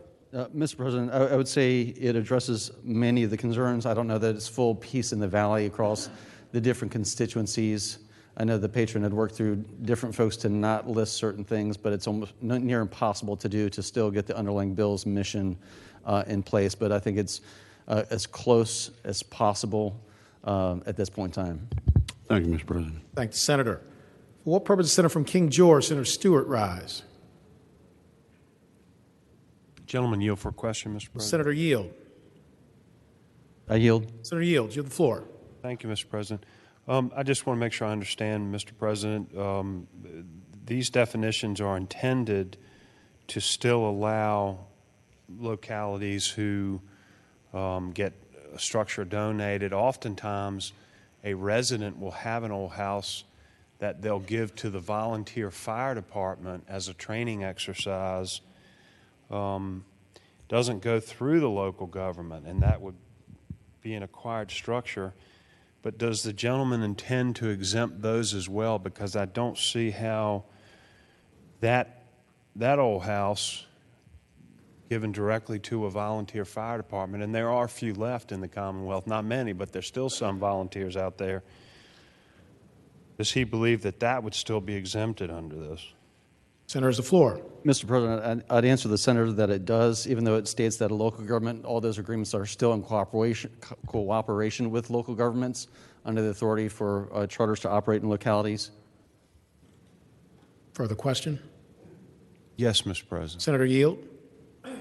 Will the senator yield? I yield. Senator Yield, you have the floor. Mr. President, I'd ask the gentleman, is it not true for a local volunteer fire department or local rescue squad volunteer organization to work, they have to be counted as a service provider on a resolution of the local government?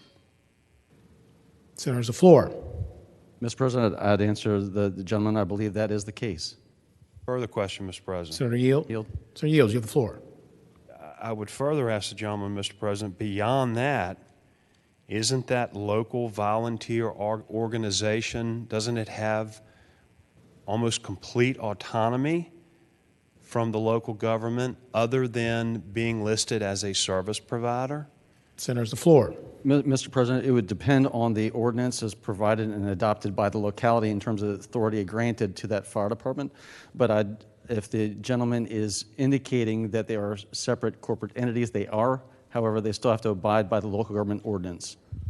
Thank you, Mr. President. Thank the senator. Any other senators wish to be heard regarding the floor substitute? Seeing none, the question is, shall the floor substitute be adopted? All in favor of the motion will say aye. Those opposed, no. The ayes have it. The floor substitute is adopted. Senator from Southern Fairfax, Senator Barker. Mr. President, I now move that we pass the bill as with. Senator's the floor. Mr. President, this bill was brought to us because there are some organizations that have still been using the Oriented Strand Board, which there's concern about its impact upon risk of developing cancer in the burning of the material, et cetera. And there are the state agencies, I think, and others that are directly under the state in terms of these things are no longer using this product. And part of what we had to do at the committee level was to try to come up with definitions that address the issue without impinging upon the other types of things that the senator from King George and others were referring to there, to make sure that other properties that might be donated to the fire training entities that were operating there. And with that, I would renew my motion that we pass the bill. Thank the senator. Do any other senators wish to be heard regarding House Bill 2029?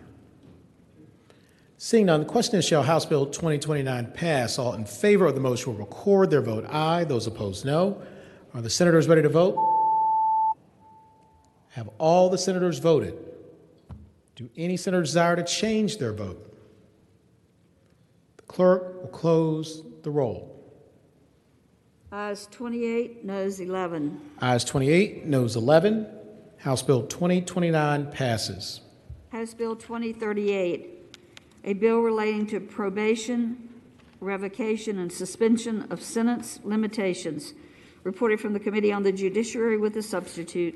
Senator from Roanoke City, Senator Edwards. Mr. President, I move the committee substitute be adopted. Thank the Senator. The question is, shall the committee substitute be adopted? All in favor of the motion will say aye. Aye. Those opposed, no. The ayes have it. The committee substitute is adopted. Senator from Roanoke City, Senator Edwards. Mr. President, what this bill, House Bill 2038, does is to deal with technical violations of people who are on probation. Technical violations, there's a list of them that talks about, for example, the probationer fails to report to the probation officer that he got a traffic ticket within 3 days, and similar types of violations. Mr. President, what it does is say that the court shall not incarcerate somebody for the first technical violation, but the court could lock somebody up for 14 days for the second technical violations, and the third or subsequent technical violations, the court could impose the sentence that was originally available for the to the probationer. So that's basically what the bill does. With that explanation, I move that the bill pass. Thank the Senator. Do any other senators wish to be heard regarding House Bill 2038? Seeing none, the question is, shall House Bill 2038 pass? All in favor of the motion will record their vote aye. Those opposed, no. Are the senators ready to vote? Have all the senators voted? Do any senators desire to change their vote? Clerk, close the roll. Ayes 23, noes 16. Ayes 23, no 16. House Bill 2038 passes. House Bill 2055, a bill relating to child support obligations, parties' incarceration not deemed voluntary employment or underemployment. Reported from the Committee on the Judiciary with amendments, and there's a floor amendment. Senator from Eastern Fairfax, Senator Servo. Thank you, Mr. President. I move to waive reading of the floor amendment. We have a committee amendment first. Oh, okay. The committee amendment was my amendment, so I'll move that amendment too. Thank the Senator. The question is, shall the committee amendments be adopted? All in favor of the motion will say aye. Aye. Those opposed, no. The ayes have it. The committee amendments are adopted. Senator from Eastern Fairfax, Senator Servo. Thank you, Mr. President. I would move the waive reading of the floor amendment. Thank the Senator. The question is, shall the reading of the floor amendment be waived? All in favor of the motion will say aye. Aye. Those opposed, no. The ayes have it. The reading of the floor amendment is waived. Senator from Eastern Fairfax, Senator Servo. Thank you, Mr. President. I move the floor amendment. Speaking to the motion. Senator's the floor. Thank you, Mr. President. Ladies and gentlemen, what this bill has to do with is, I think back in 2016, the Obama administration passed new regulations saying that states could no longer treat incarceration as being voluntary unemployment for purposes of child support. And the reason that's important is because in the I think it was around 1979, Supreme Court of Virginia had a case called Edwards v. Lowry that said that if you lose your job because you're convicted of a crime, or your income goes down because you're convicted of a crime, the court will impute income to you in child support, meaning the court will assume that you still should be making the same amount of money even if you no longer are doing that because your reduction in income is because of your own voluntary act, your crime. So the Obama administration has come along and said that we can't have that rule anymore with regard to people who are currently in prison. Not necessarily just convicted of a crime, but if you're actually in prison for more than 6 months, we have to change that rule. So Delegate Scott's bill is an administration proposal. We actually went to the child support work group, which I serve on. We heard it over the summer. I thought we were going to keep working on it, but they decided to put a bill in anyway. And the bill is an attempt to just narrowly focus on that. The problem that it creates, however, is that once we change the rules for calculating child support, it creates confusion as to whether or not if somebody files a petition after July the 1st, whether or not the change in law is a material change in circumstances which allows people to petition for a change in child support. And typically, you can't apply for a change in child support unless there's been a change of the facts something about your life has changed, something about your income has changed, something about your children has changed, not a change in law. And so basically what this floor amendment just says is that the change in law that we're doing here is not by itself a change in circumstances which allows somebody to go and then petition for a change in child support. It's a very fine and technical legal point, but it's important because it will avoid a lot of confusion as to what the law is. I will tell you right now that DSS doesn't like this. For some reason, they think this throws us out of compliance with the federal regs. I don't agree with them, and neither does the Family Law Coalition, which doesn't support the entire bill either. But we felt like this was necessary to avoid confusion and unnecessary litigation. So I would ask the body to adopt this floor amendment. Thank you. Senator, for what purpose does the senior senator from Richmond City, Senator McClellan, rise? Thank you, Mr. President. Speaking to the amendment. Senator's the floor. With some trepidation, because I admit I do not practice in this area, I do rise to speak against the floor substitute because, as the senator from Eastern Fairfax stated, there is concern that with this amendment we would be out of compliance with the requirements of the 2016 final rules that he referenced. This final rule requires that states no longer treat incarceration as voluntary employment in establishing or modifying support orders. If this amendment only applied to child support, if this amendment is adopted and the law only applies to child support orders entered after July 1st, we would be out of compliance with federal law because any orders that were initiated before July 1st would be in a separate category and out of compliance. And that is why DSS has serious concerns that this amendment will put us out of compliance with federal law.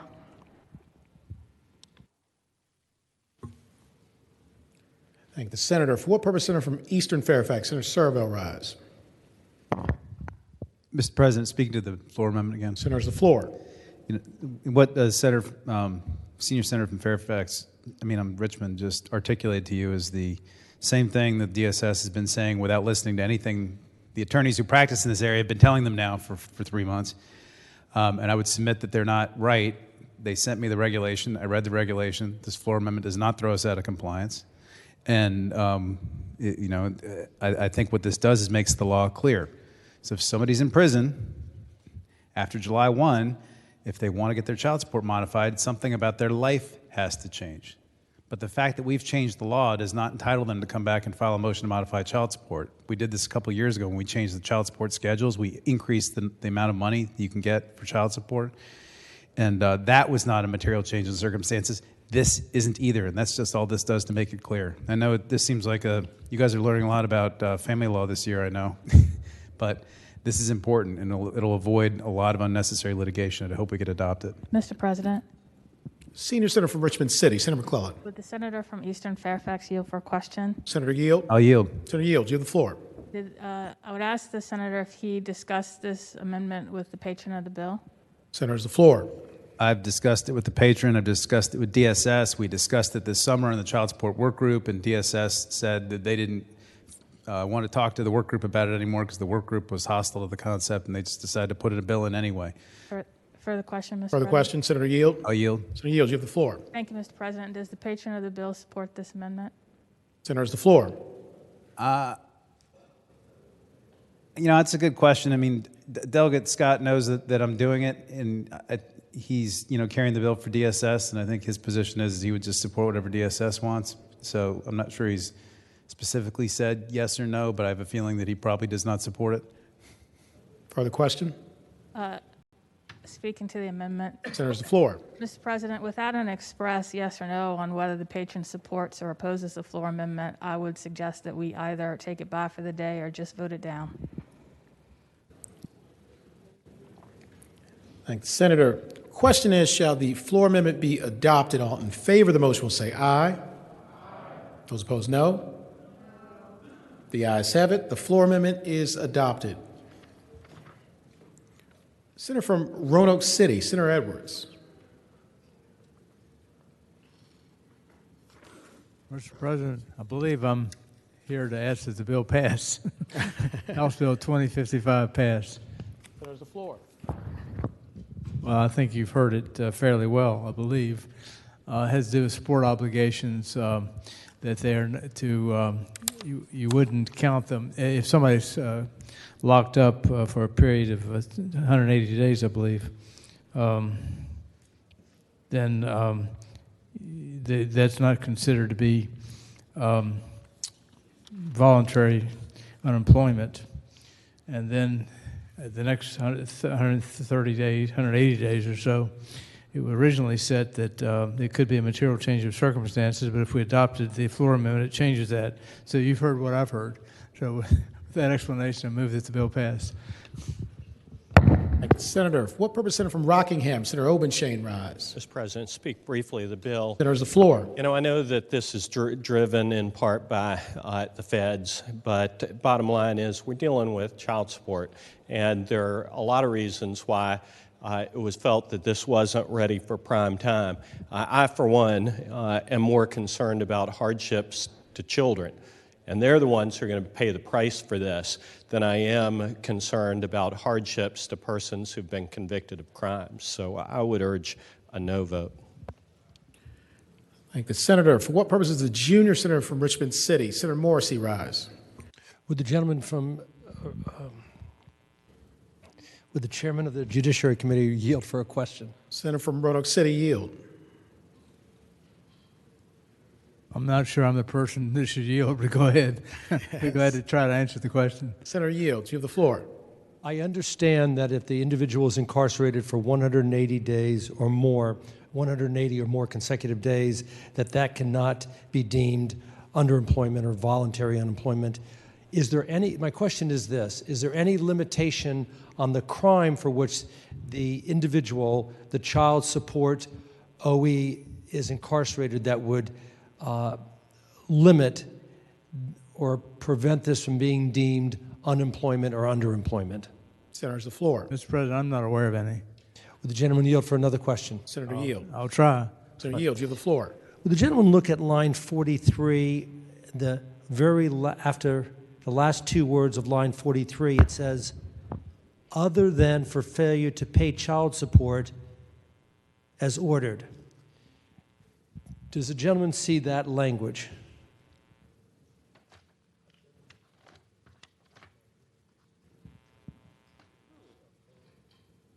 Line 43. Yes, it says. At the end of 43, it says, yes. Other than for failure to pay child support as ordered. That's correct. Does that mean the following? If an individual is arrested and incarcerated for not paying the child support, that particular offense doesn't count for him for his underemployment or unemployment. But every other single crime out there would be a basis for, or would not be allowed to be deemed unemployment or underemployment. Senator's the floor. Well, it says, or 180 days, let's see, or for more consecutive days other than for failure to pay child support as ordered, or for a crime against a child that is the subject of the child support order, or the custodial parent of the child, should not be deemed voluntary unemployment or voluntary underemployment. That's what it says. Final question. Would the gentleman yield for a final question, Mr. Senator President? yield. I'll try. Senator yields. You have the floor. Isn't that language counterproductive to what the spirit of the legislation is trying to attempt? In other words, this legislation, and I agree with it, says if you're locked up for 180 or more consecutive days, that cannot be deemed voluntary unemployment or underemployment. I get it. However, if the individual is locked up for non-payment, perhaps due to loss of job or some other reason, then it can be deemed unemployment or underemployment. Is that not inconsistent with the spirit of the legislation? Senator's the floor. I hadn't thought so, but you may be right. I don't know. Final question. You can read as well as I can. Senator Yields, you have the floor. Would it not make more sense on the end of line 43 to delete the words other than for failure to pay child support as ordered? Would that not make the bill even better than it is and consistent with all the verbiage in the bill? Senator's the floor. It would appear to be. All right. Thank you, Mr. President. Senator. Mr. President, point of parliamentary inquiry. Senator's the floor. I'm relatively new at this. So is it appropriate to make an amendment from the floor that is not memorialized in writing at this time?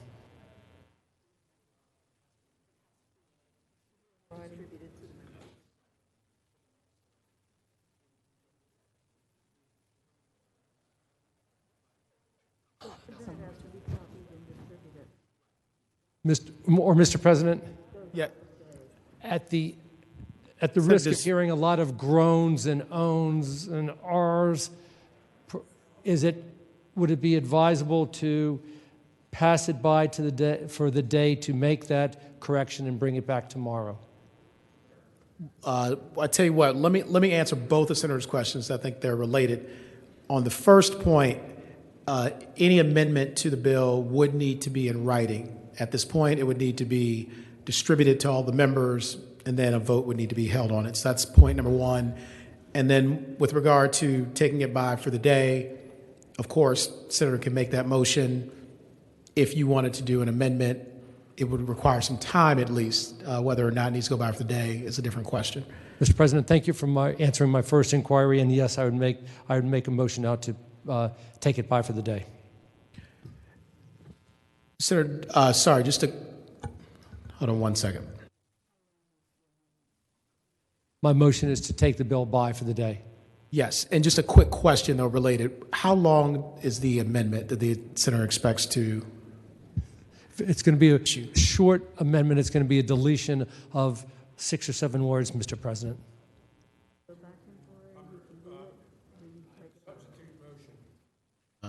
Okay, I believe there may be a substitute motion. Senator from substitute motion, pass the bill by temporarily and draft the written amendment, submit it. Let's get this bill out of here. Substitute motion is for the bill to go by temporarily.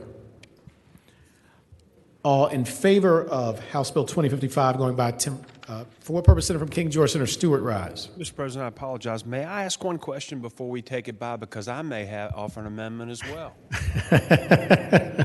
Senator, is the floor.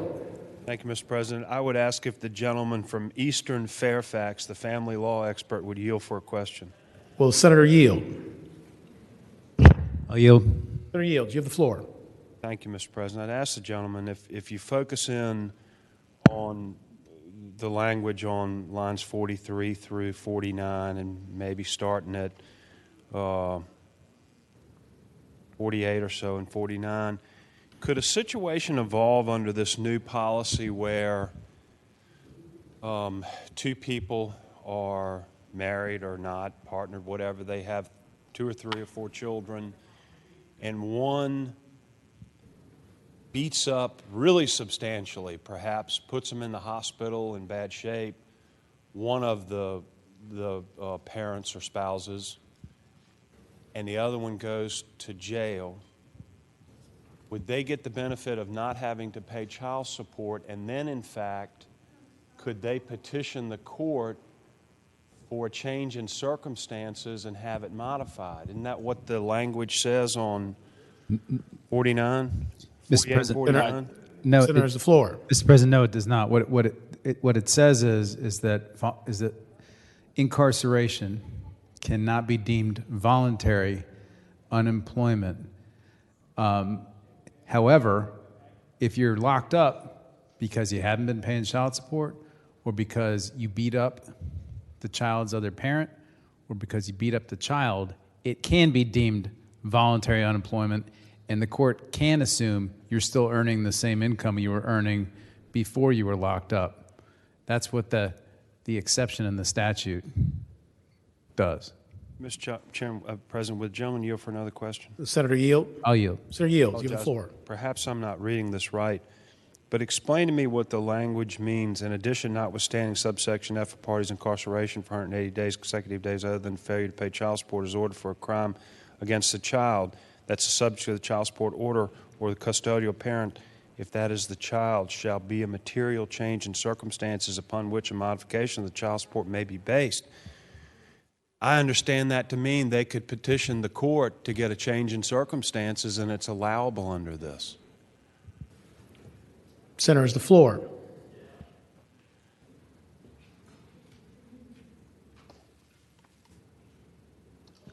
Mr. President, I don't know. I think the senator is reading it backwards. But given that we have a break, maybe we can go stare at a screen together and try and reach a common understanding about it. I'll look at it over the break. Thank you, Mr. President. Thank the senator. For what purpose, the senator from Rockingham, Senator Obenchain, rise?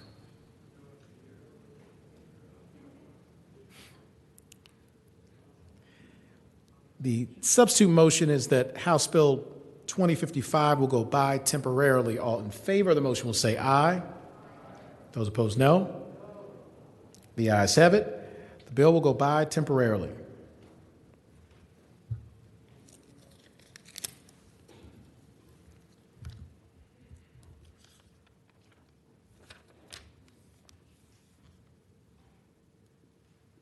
House Bill 2061, a bill relating to Virginia Immunization Information System, healthcare entities' required participation.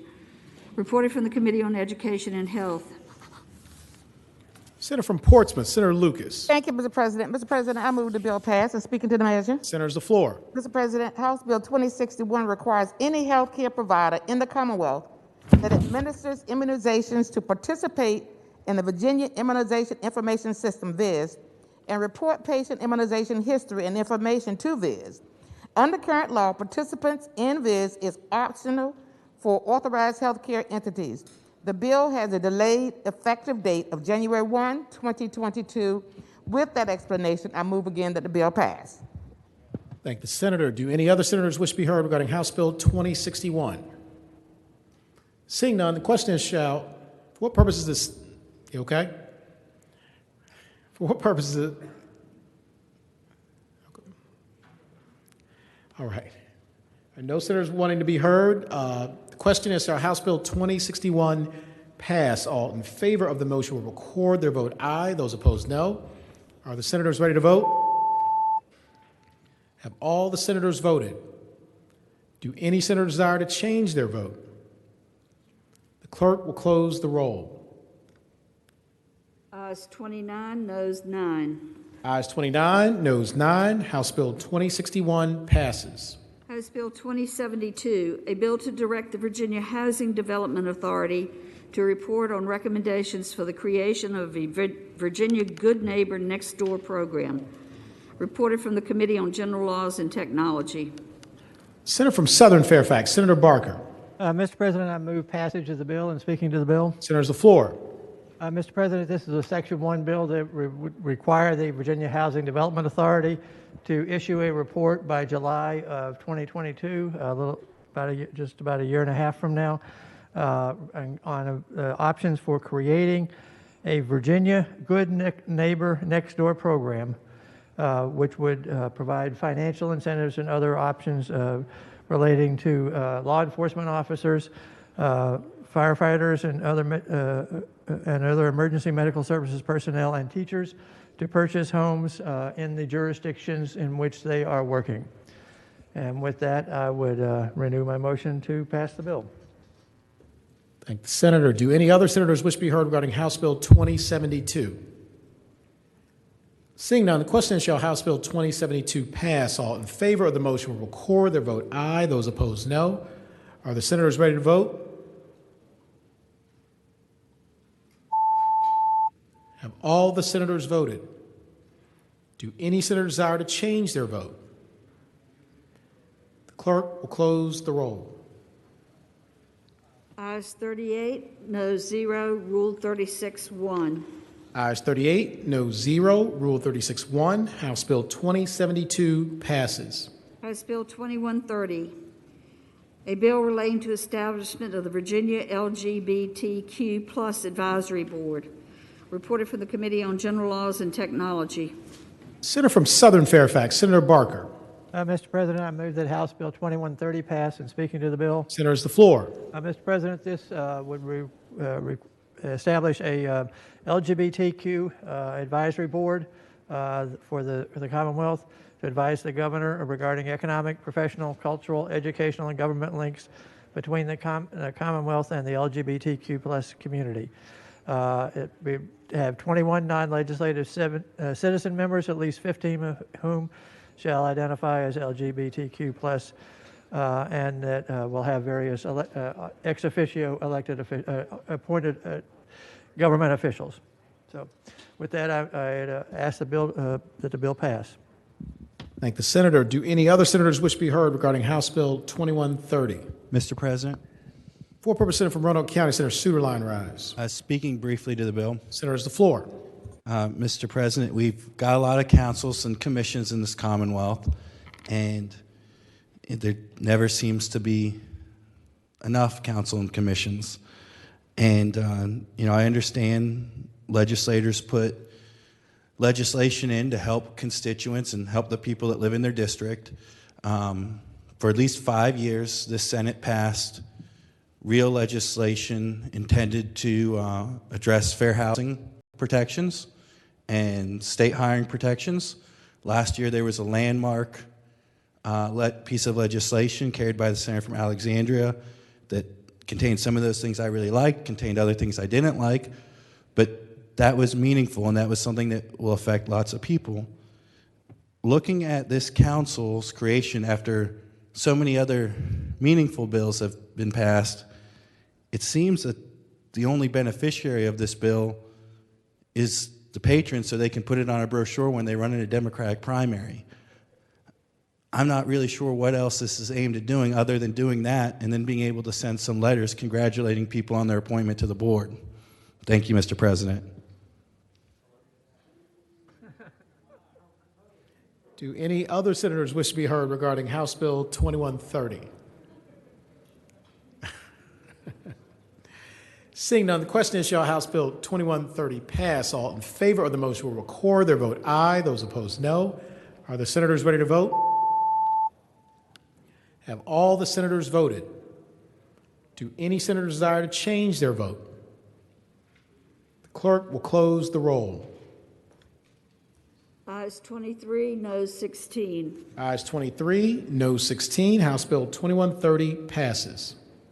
House Bill 2139, a bill relating to accrual of cause of action, diagnosis of latent injury or disease. Reported from the Committee on the Judiciary with the substitute. Senator from Roanoke City, Senator Edwards. Mr. President, I move the substitute be adopted. Thank the senator. The question is, shall the committee substitute be adopted? All in favor of the motion will say aye. Aye. Those opposed, no. The ayes have it. The committee substitute is adopted. Senator from Roanoke City, Senator Edwards. Mr. President, members of the body, what this bill does, has to do with the accrual of a cause of action. When does the statute of limitations start running? In the case of two situations, where there's an exposure to a substance or the use of a product. And in that case, when the injury is latent, that is, it has not been exposed, the statute of limitations begins to run when the injury is diagnosed. When it's diagnosed, then the 2-year statute of limitations begins to run. In the case of a latent injury, when it's caused by exposure to a substance or the use of a product. It's that simple. With no further explanation, move the bill pass. Thank the senator. Do any other senators wish to be heard regarding House Bill 2139? Seeing none, question is, shall House Bill 2139 pass? All in favor of the motion will record their vote aye. Those opposed, no. Are the senators ready to vote? Have all the senators voted? Do any senators desire to change their vote? The clerk will close the roll. Ayes 30, noes 8. Ayes 30, noes 8. House Bill 2139 passes. House Bill 2147, a bill relating to the Division of Human Rights, renamed as Office of Civil Rights. Reported from the Committee on General Laws and Technology. Senator from Senator from Southern Fairfax, Senator Barker. Mr. President, I move that the bill pass. Senator's the floor. And Mr. President, I think this is a pretty straightforward thing. What it does is it changes the name of a division within the Office of the Attorney General and changes the name of the division from Human Rights to Office of Civil Rights. Thank the senator. Do any other senators wish to be heard regarding House Bill 2147? For what purpose, Senator from Roanoke County? Senator Suderline rise. Mr. President, speaking very briefly, Senator's the floor. I feel that it's only fair after my comments a minute ago about legislation that seems to only exist for the purpose of a Democratic primary is this bill, which doesn't seem as substantial as the idea I heard from Delegate Jones when he talked about doing something with it. And he was talking about something a little more complex. But like I said, legislators put bills in to help people, and sometimes it's only to help one person. And I'm sure that one person appreciates this. Thank you, Mr. President. Do any other senators wish to be heard regarding House Bill 2147? Seeing none, question is, shall House Bill 2147 pass? All in favor of the motion will record their vote aye. Those opposed, no. Are the senators ready to vote? Have all the senators voted? Do any senators desire to change their vote? Clerk will close the roll.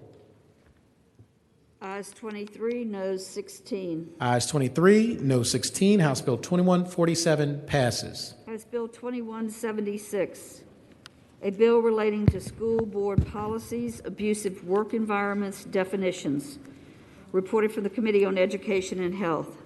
Senator from Portsmouth, Senator Lucas. Thank you, Mr. President. Mr. President, first of all, I move that the bill pass. Senator's the floor. Thank you, Mr. President. Mr. President, House Bill 2176 defines for the purpose of mandatory school board policies relating to abusive work environments the term abusive conduct, abusive work environment, physical harm, and psychological harm. The bill clarifies that the requirements to adopt such policies shall not be construed to limit a school board's authority to adopt policies to prohibit any other type of workplace conduct as the school board deems necessary. With that, Mr. President, I renew my motion that the bill pass. Thank the senator. Do any other senators wish to be heard regarding House Bill 2176? Seeing none, the question is, shall House Bill 2176 pass? All in favor of the motion will record their vote aye. Those opposed, no. Are the senators ready to vote? Have all the senators voted? Do any senators desire to change their vote? Clerk will close the roll. Ayes 23, noes 15. Ayes 23, noes 15. House Bill 2176 passes.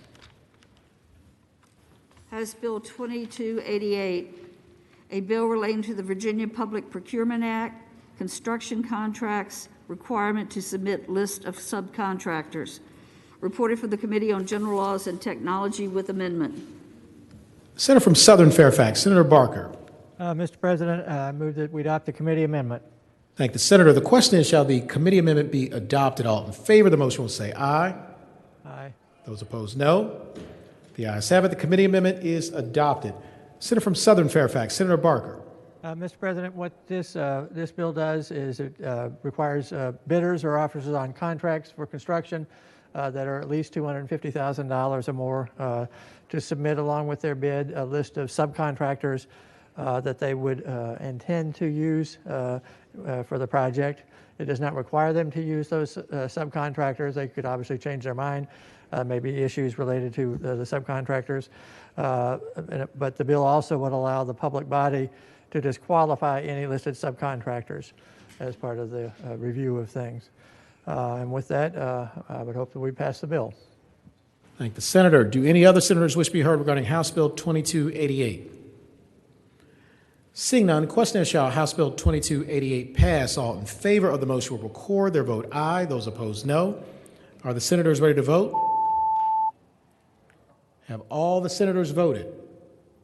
Do any senators desire to change their vote? The clerk will close the roll. Ayes 21, noes 18. Ayes 21, noes 18. House Bill 2288 passes. House Bill 2295, a bill relating to carrying a firearm within Capitol Square and the surrounding area into building owned or leased by the Commonwealth, etc. penalty. Reported from the Committee on the Judiciary with a substitute, and there is a floor substitute. Mr. President, I'm going to respectfully ask that bill to be passed by for the day, sir. Thank the senator. Without objection. I hear objection. Senator from Prince William County, Senator McPike. Let me take it by temporarily. Substitute motion. Temporarily. Without objection. The bill will go by temporarily.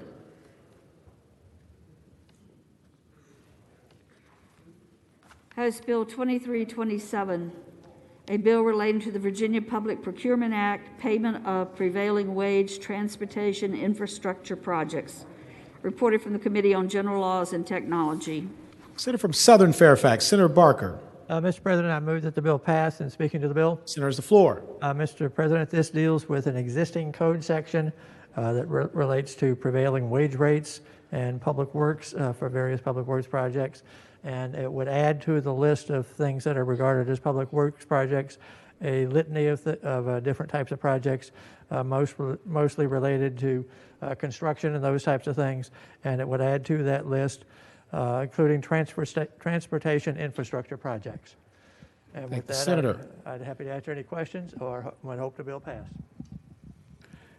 Thank the senator. Do any other senators wish to be heard regarding House Bill 2327? Seeing none, question is, shall House Bill 2327 pass? All in favor of the motion will record their vote aye. Those opposed, no. Are the senators ready to vote? Have all the senators voted? Do any senator desire to change their vote? The clerk will close the roll. Ayes 22, noes 17. Ayes 22, noes 17. House Bill 2327 passes. Returning to page 31, House Bill 2275, reported from the Committee on Agriculture, Conservation, and Natural Resources. We went by temporarily. Senator from Fairfax City, Senator Peterson. Thank you, Mr. President. Move that the bill pass and speak to the motion. Senator, has the floor. Mr. President, ladies and gentlemen of the Senate, I had a presentation on this bill last Friday, which I think could be described as ineffective. So let me try a second time. This bill basically addresses a situation where we have two state agencies that regulate food manufacturing sites, everything from butcher's quarters to grocery stores, that being the Department of Health, and also VDACS, which is Department of Agriculture and Consumer Services. The point of this bill was to consolidate into VDACS, so VDACS will do the annual inspection.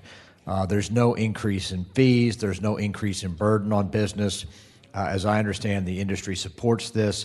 And so I botched it last Friday, apparently, with my explanation. I do have some very good notes from VDACS and Secretary of Natural Resources. So I do think this is a good bill, and I hope we will pass it. Thank you.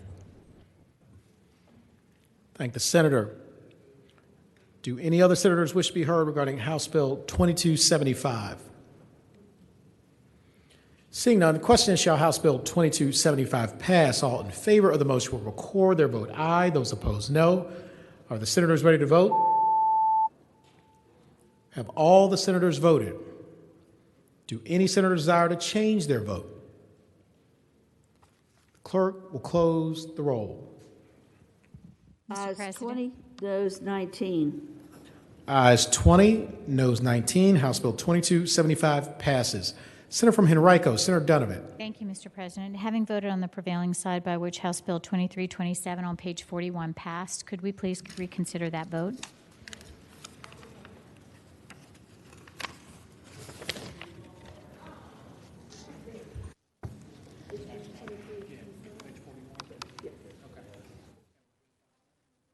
Yep. Thank the senator. The question is, shall the vote by which House Bill 2327 pass be reconsidered? All in favor of the motion will record their vote aye. Those opposed, no. Are the senators ready to vote? Have all the senators voted? Do any senators desire to change their vote? The clerk will close the roll. Ayes 39, noes 0. Ayes 39, no 0. The motion is agreed to. Senator from Southern Fairfax, Senator Barker. Thank you, Mr. President. That was a bill we just handled just recently, so rather than provide a long litany, I just say we add transportation infrastructure projects to the list of public works projects that would be covered by this bill. Thank the senator. What purpose Senator from Portsmouth, Senator Lucas, rise? Thank you, Mr. President. Having voted on the prevailing side of House Bill number... So sorry, Senator. We're right. We're on House Bill 2327. We just did a reconsideration motion there. So this one's on passage, and then we can get to another bill if the senator wants to go to another bill. Thank you. What was that bill, Senator, just so we get a heads up? What's the bill number that you want to reconsider? What was the bill? 2275. Okay, so we'll come to that one next. Right now, we're still on House Bill 2327, and the motion is on passage. All in favor of the motion will record their vote aye. Those opposed, no. Are the senators ready to vote? Have all the senators voted? Do any senators desire to change their vote? The clerk will close the roll. Ayes 21, noes 18. Ayes 21, noes 18.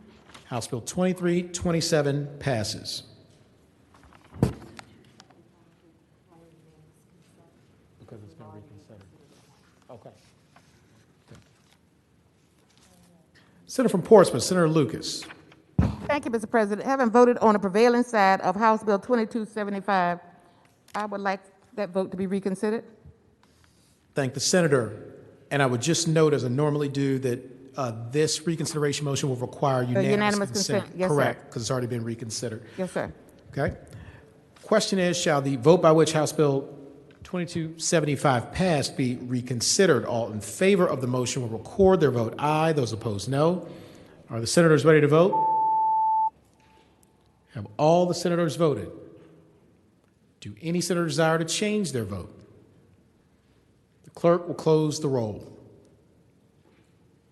Ayes 39, noes 0. Ayes 39, no 0. The motion is agreed to. Senator from Fairfax City, Senator Peterson. All right, take three. This is still the same bill I explained a moment ago, and again, this is just simply taking two overlapping jurisdictions with Department of Health and VDACs and saying it's solely going to be VDACs. So again, I move the bill pass. Thank the senator. Do any other senators wish to be heard regarding House Bill 2275? Seeing none, the question is, shall House Bill 2275 pass? All in favor of the motion will record their vote aye. Those opposed, no. Are the senators ready to vote? Have all the senators voted? Do any senators desire to change their vote? The clerk will close the roll. Ayes 18, noes 21. Ayes 18, noes 21. House Bill 2275 fails. On page 31, House Bill 1823. Senator from Portsmouth, Senator Lucas.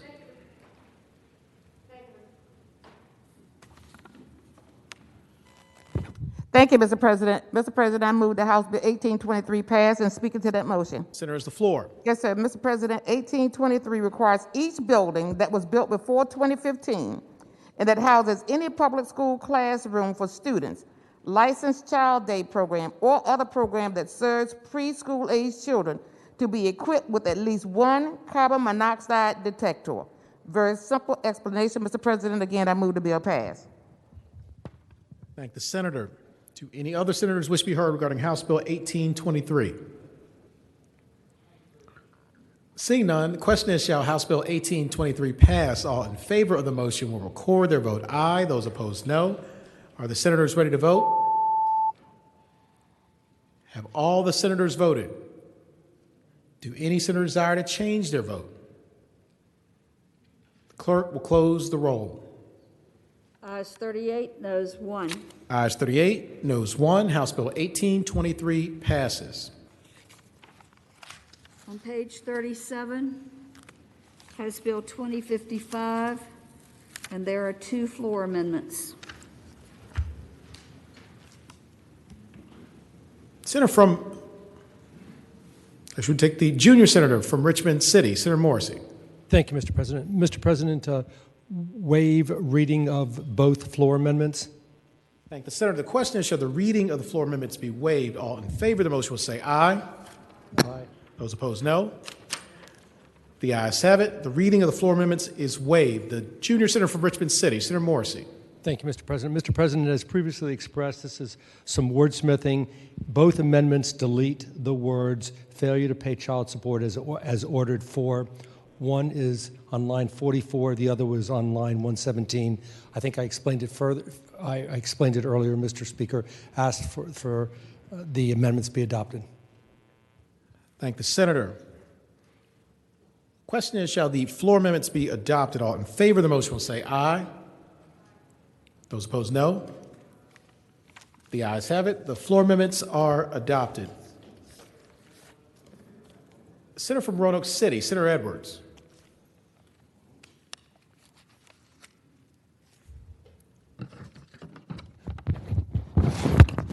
Mr. President, I move that the bill pass. Thank the senator. Having previously been explained. Thank the senator. The question is, do any other senators wish to be heard regarding House Bill 2055? Seeing none, the question is, shall House Bill 2055 pass? All in favor of the motion will record their vote aye. Those opposed, no. Are the senators ready to vote? Have all the senators voted? Do any senators desire to change their vote? The clerk will close the roll. Ayes 21, noes 18. Ayes 21, noes 18. House Bill 2055 passes.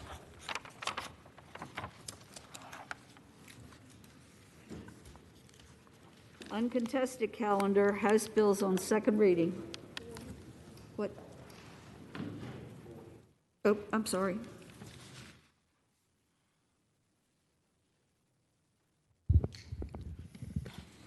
House Bill on page 40, House Bill 2295.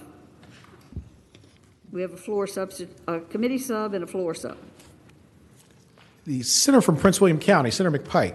Thank you, Mr. President. With the recommendation that the substitute from the Committee on Judiciary be rejected, I move the substitute be adopted. And just explaining briefly to the motion. Senator's the floor. This will get it to the floor substitute. The floor substitute is the version by the senator from Alexandria as it left this body over to the House. And so to get it in some sort of forms to get the bill into conference, I ask that the body again reject the committee substitute. Thank the senator. With the recommendation that it be rejected, the question is, shall the committee substitute be adopted? All in favor of the motion will say aye. Those opposed, no. The noes have it. The committee substitute is rejected. Senator from Prince William County, Senator McPike. Thank you, Mr. President. I waive the reading of the floor substitute. Thank the senator. The question is, shall the reading of the floor substitute be waived? All in favor of the motion will say aye. Aye. Those opposed, no. The ayes have it. The reading of the floor substitute is waived. Senator from Prince William County, Senator McPike. Thank you, Mr. President. I move the adoption of the floor substitute and speaking to the motion. Senator is the floor. Thank you, Mr. President. As I said, this puts it in the identical form as it left this body from the senator from Alexandria, Senator Eben. Furthermore, to address the discussion from the senator from James City County, Senator Normant, I would publicly commit to him that I would encourage the conferees as this bill moves forward that Section E, out of the delegate from Alexandria, Delegate Levine, Section E, the provisions that protect sort of state-owned gun ranges, which was some of the concern at VMI or other locations, is preserved in that conference committee report, and will commit to vote against the conference committee report if those provisions are not in there. There's some other fixes that also need to be done to both the Senate version and the House bill as this bill moves forward, but I anticipate this will help it to get into conference. And with that, ask you we adopt the substitute. Thank the senator. Do any other senators wish to be heard regarding the floor substitute? Seeing none, the question is, shall the floor substitute be adopted? All in favor of the motion will say aye. Those opposed, no. The ayes have it. The floor substitute is adopted. Senator from Roanoke City, Senator Edwards. Mr. President, having previously been explained, I move that the bill pass.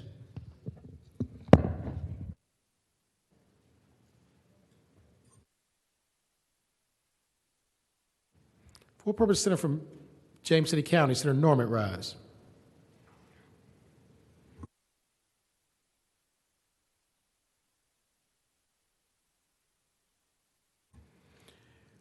Do any other senators wish to be heard regarding House Bill 2295? Seeing none, the question is, shall House Bill 2295 pass? All in favor of the motion will record their vote aye. Those opposed, no. Are the senators ready to vote? Have all the senators voted? Do any senators desire to change their vote? The clerk will close the roll. Ayes 21, noes 17. Rule 36-1. Ayes 21, no 17. Rule 36-1. House Bill 2295 passes. Uncontested calendar, House bills on second reading. Senior Senator from Fairfax, Senator Saslaw. Mr. President, I move that all House bills on second reading on the uncontested and regular calendars, that's pages 41 through 46, House Bill 1789 through 2284, that the rules be suspended, the second constitutional reading of the titles be dispensed with. Thank the Senator. The question is, shall the rules be suspended in the second reading of the titles of the House bills on the uncontested and regular calendars, pages 41 through 46, House Bill 1789 through House Bill 2284, be dispensed with? All in favor of the motion will record their vote aye. Those opposed, no. Are the senators ready to vote? Have all the senators voted? Do any senators desire to change their vote? The clerk will close the roll. Ayes 39, noes 0. Ayes 39, no 0. The reading of the titles is dispensed with. The senior senator from Fairfax, Senator Saslaw. Mr. President, I move that those bills now go by for the day. Thank the senator. The question is, shall the House bills on the uncontested and regular calendars now on third reading go by for the day? All in favor of the motion will say aye. Those opposed, no. The ayes have it. The bills will go by for the day. Page 47, uncontested calendar, House Joint Resolutions on third reading. House Joint Resolution 629, confirming the appointment by the Chief Justice of the Supreme Court of Virginia of the Chairman of the Virginia Criminal Sentencing Commission. Reported from the Committee on the Judiciary. Senator from Roanoke City, Senator Edwards. Mr. President, I move that the resolution be agreed to. Senator, want to speak to that? Yes, it appoints Judge Edward T. Hogshire of Charlottesville to be chairman, continue on as chairman of the Virginia Sentencing Commission as recommended by the Chief Justice of the Supreme Court. Thank the senator. Do any other senators wish to be heard regarding House Joint Resolution 629?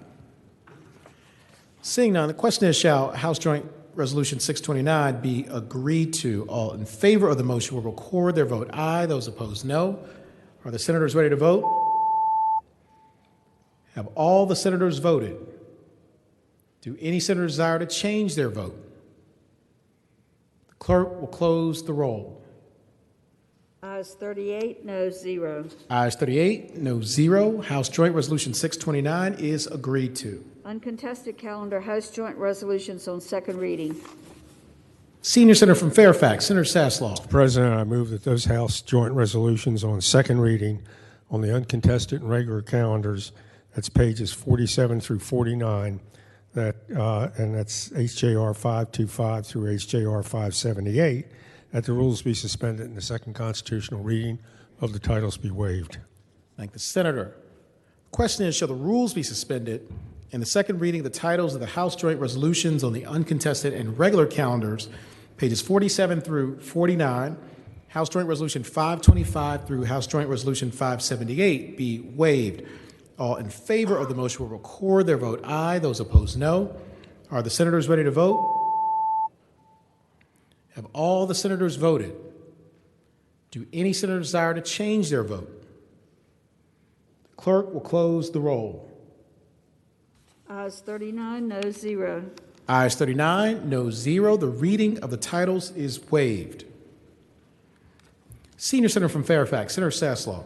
Mr. President, I now move that those joint resolutions go by for the day. Thank the Senator. The question is, shall the House joint resolutions on the uncontested and regular calendars now on third reading go by for the day? All in favor of the motion will say aye. Those opposed, no. The ayes have it. The resolutions will go by for the day. Senior Senator from Fairfax, Senator Saslaw. Mr. President, I inquire of the clerk, does that complete the calendar? Yes, sir. Thank you. Thank you, Madam Clerk. Is there any other business to come before the Senate? Yes. For what purpose does the Senator from Alexandria, Senator Eben, rise? Mr. President, I rise for a point of personal privilege. Senator's the floor. Mr. President, today, February 22nd, is the 289th anniversary of George Washington's birth on the Northern Neck and the senator from King George's district. In recent years, we've spoken about Washington the politician, Washington the Burgess, and Washington the spy. But today I'd like to talk about Washington the leader facing the outbreak of disease. Among many challenges faced by our founding father, Commander-in-Chief, and First President was one that we face today, novel and infectious disease. When Washington went to Barbados in his youth, he contracted smallpox but survived with minimal side effects. Years later, General Washington was faced with his greatest challenge.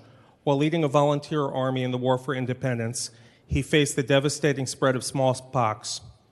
During the early days of the Revolution, a growing outbreak put his troops out of commission, leading to defeats in Boston and Quebec. In fact, many historians believe that British forces purposely spread the disease in Boston to weaken the Revolution. Now, vaccines as we know them today did not exist, but inoculation was an option that Washington trusted due to his experience with its effectiveness. With thousands joining the Army, Washington feared the disease would decimate his supply of recruits. And General Washington was determined to fight the disease as he was to fight the British. Estimates indicate that the Continental Army lost more troops to disease in general than in combat. Nearly 10 soldiers fell from illness for every one killed in battle. He attempted a massive quarantine of 6 troops, but it proved impractical due to the constant movement of the Army. A strong believer in inoculation, General Washington ordered that all newly enlisted recruits be infected with smallpox via an infected needle thread drawn under their skin. From experience, he knew that it would cause a milder form of the disease, but would assure the troops would come to the battlefield suited and ready for combat. In writing to the Continental Army's Director of Hospitals, William Shippen, Washington said, "This expedient may be attended with some inconveniences and some disadvantages, but yet I trust in its consequences will have most happy effects." While ensconced at Valley Forge, General Washington was determined to have his troops ready for battle after the winter and submitted all of his troops to a mass inoculation campaign. He kept this secret in order to prevent the British from attacking the Patriots while at their most vulnerable. The inoculation effort was generally successful and protected both citizens and soldiers from the disease during the extended campaign. Mr. President, General Washington faced unprecedented challenges both during his time in office and on the battlefield, but he rose to the occasion, guided by science, compassion, and determination. And today, on his 289th birthday, we would be wise to follow those same principles as we seek to end this pandemic. And I move that when the Senate adjourn today, we do so in memory and honor of General and President George Washington. Thank the Senator. For what purpose, Senator from Fairfax City, Senator Peterson, rise. Mr. President, rise for a motion. Senator's the floor. Mr. President, having voted on the prevailing side by which we defeated House Bill 1908, I move we reconsider that vote. Which page is this, Senator? I was afraid you're going to ask that. 33. All right. Always good.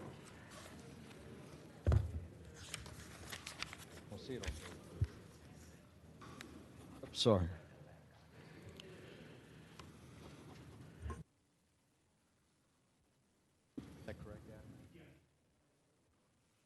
33. Question is, shall the vote by which House Bill 19... Okay. Gonna wait 1 second, sorry. We're good? Okay. Question is, shall the vote by which House Bill 1908 was defeated be reconsidered? All in favor of the motion will record their vote aye. Those opposed, no. Are the senators ready to vote? Have all the senators voted? Do any senator desire to change their vote? The clerk will close the roll. Ayes 38, no 0. Ayes 38, no 0. The motion is agreed to. Senator from Southern Fairfax, Senator Barker. Mr. President, actually, it's on page 42. Is the Page 33 if we're talking about House Bill 1908. That was 42 on Friday. Sorry. All right. Anyway, it is House Bill 1908, and this is the one that deals with the issues related to when there's a U.S. government shutdown. Mr. President. Senator from Fairfax City, Senator Peterson. I would say in my enthusiasm to reconsider, I probably should have said bye for the day. Motion to pass by for the day. Without objection? No objection. House Bill 1908 will go by for the day.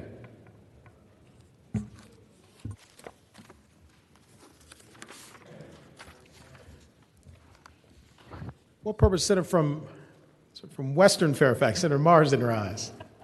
Thank you, Mr. President. For a point of personal privilege. Senator's the floor. Thank you, Mr. President. I just want to thank the gentleman from Fairfax City. Year in and year out, he helps raise money for the Massey Cancer Center and enlists all our help, and it eventually all gets there. It's for a good cause. He does great work on it, and I just want the body to know how much it's appreciated, I think, by people all over the Commonwealth who rely on the Massey Cancer Center for treatment of cancer. So thank you, Senator Peterson. Thank you, Senator.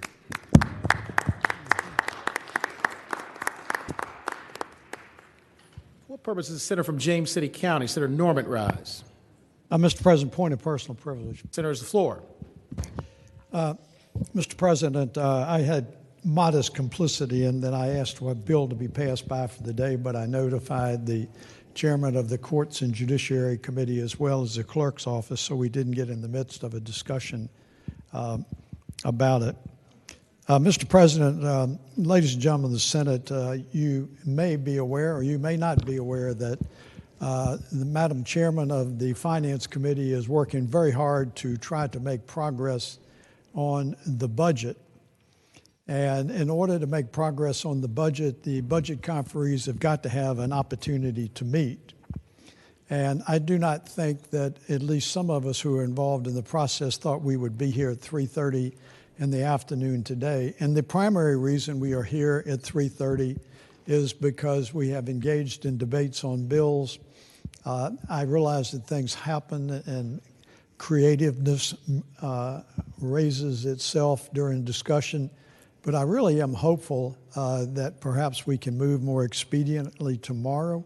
And if we're going to pass a bill by for the day, let's do it up front and get it out of the way and not eat up a lot of time on it. And you say, well, that's unreasonable. Let me tell you what's really going to be unreasonable. The Senate Finance Committee is trying desperately to get out of here by Saturday. And if we keep this up, we are all going to be on this floor on Sunday dealing with these same bills. Sunday.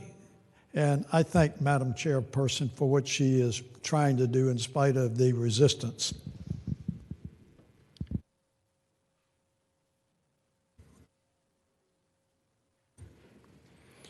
For what purpose is the junior senator from Richmond City, Senator Morrissey, rise? Thank you, Mr. President. Point of personal privilege. Senator, has the floor. Thank you, Mr. President and members of the body. As you know, there is a move to expand the Virginia Court of Appeals from 11 members to 17 members. That would require adding 6 members to the Virginia Court of Appeals. And what is being done is these members, many of them who are up for consideration, are being vetted by the Virginia State Bar. One of these women who was evaluated, you may be known to many of you, her name is Catherine French Zagurski.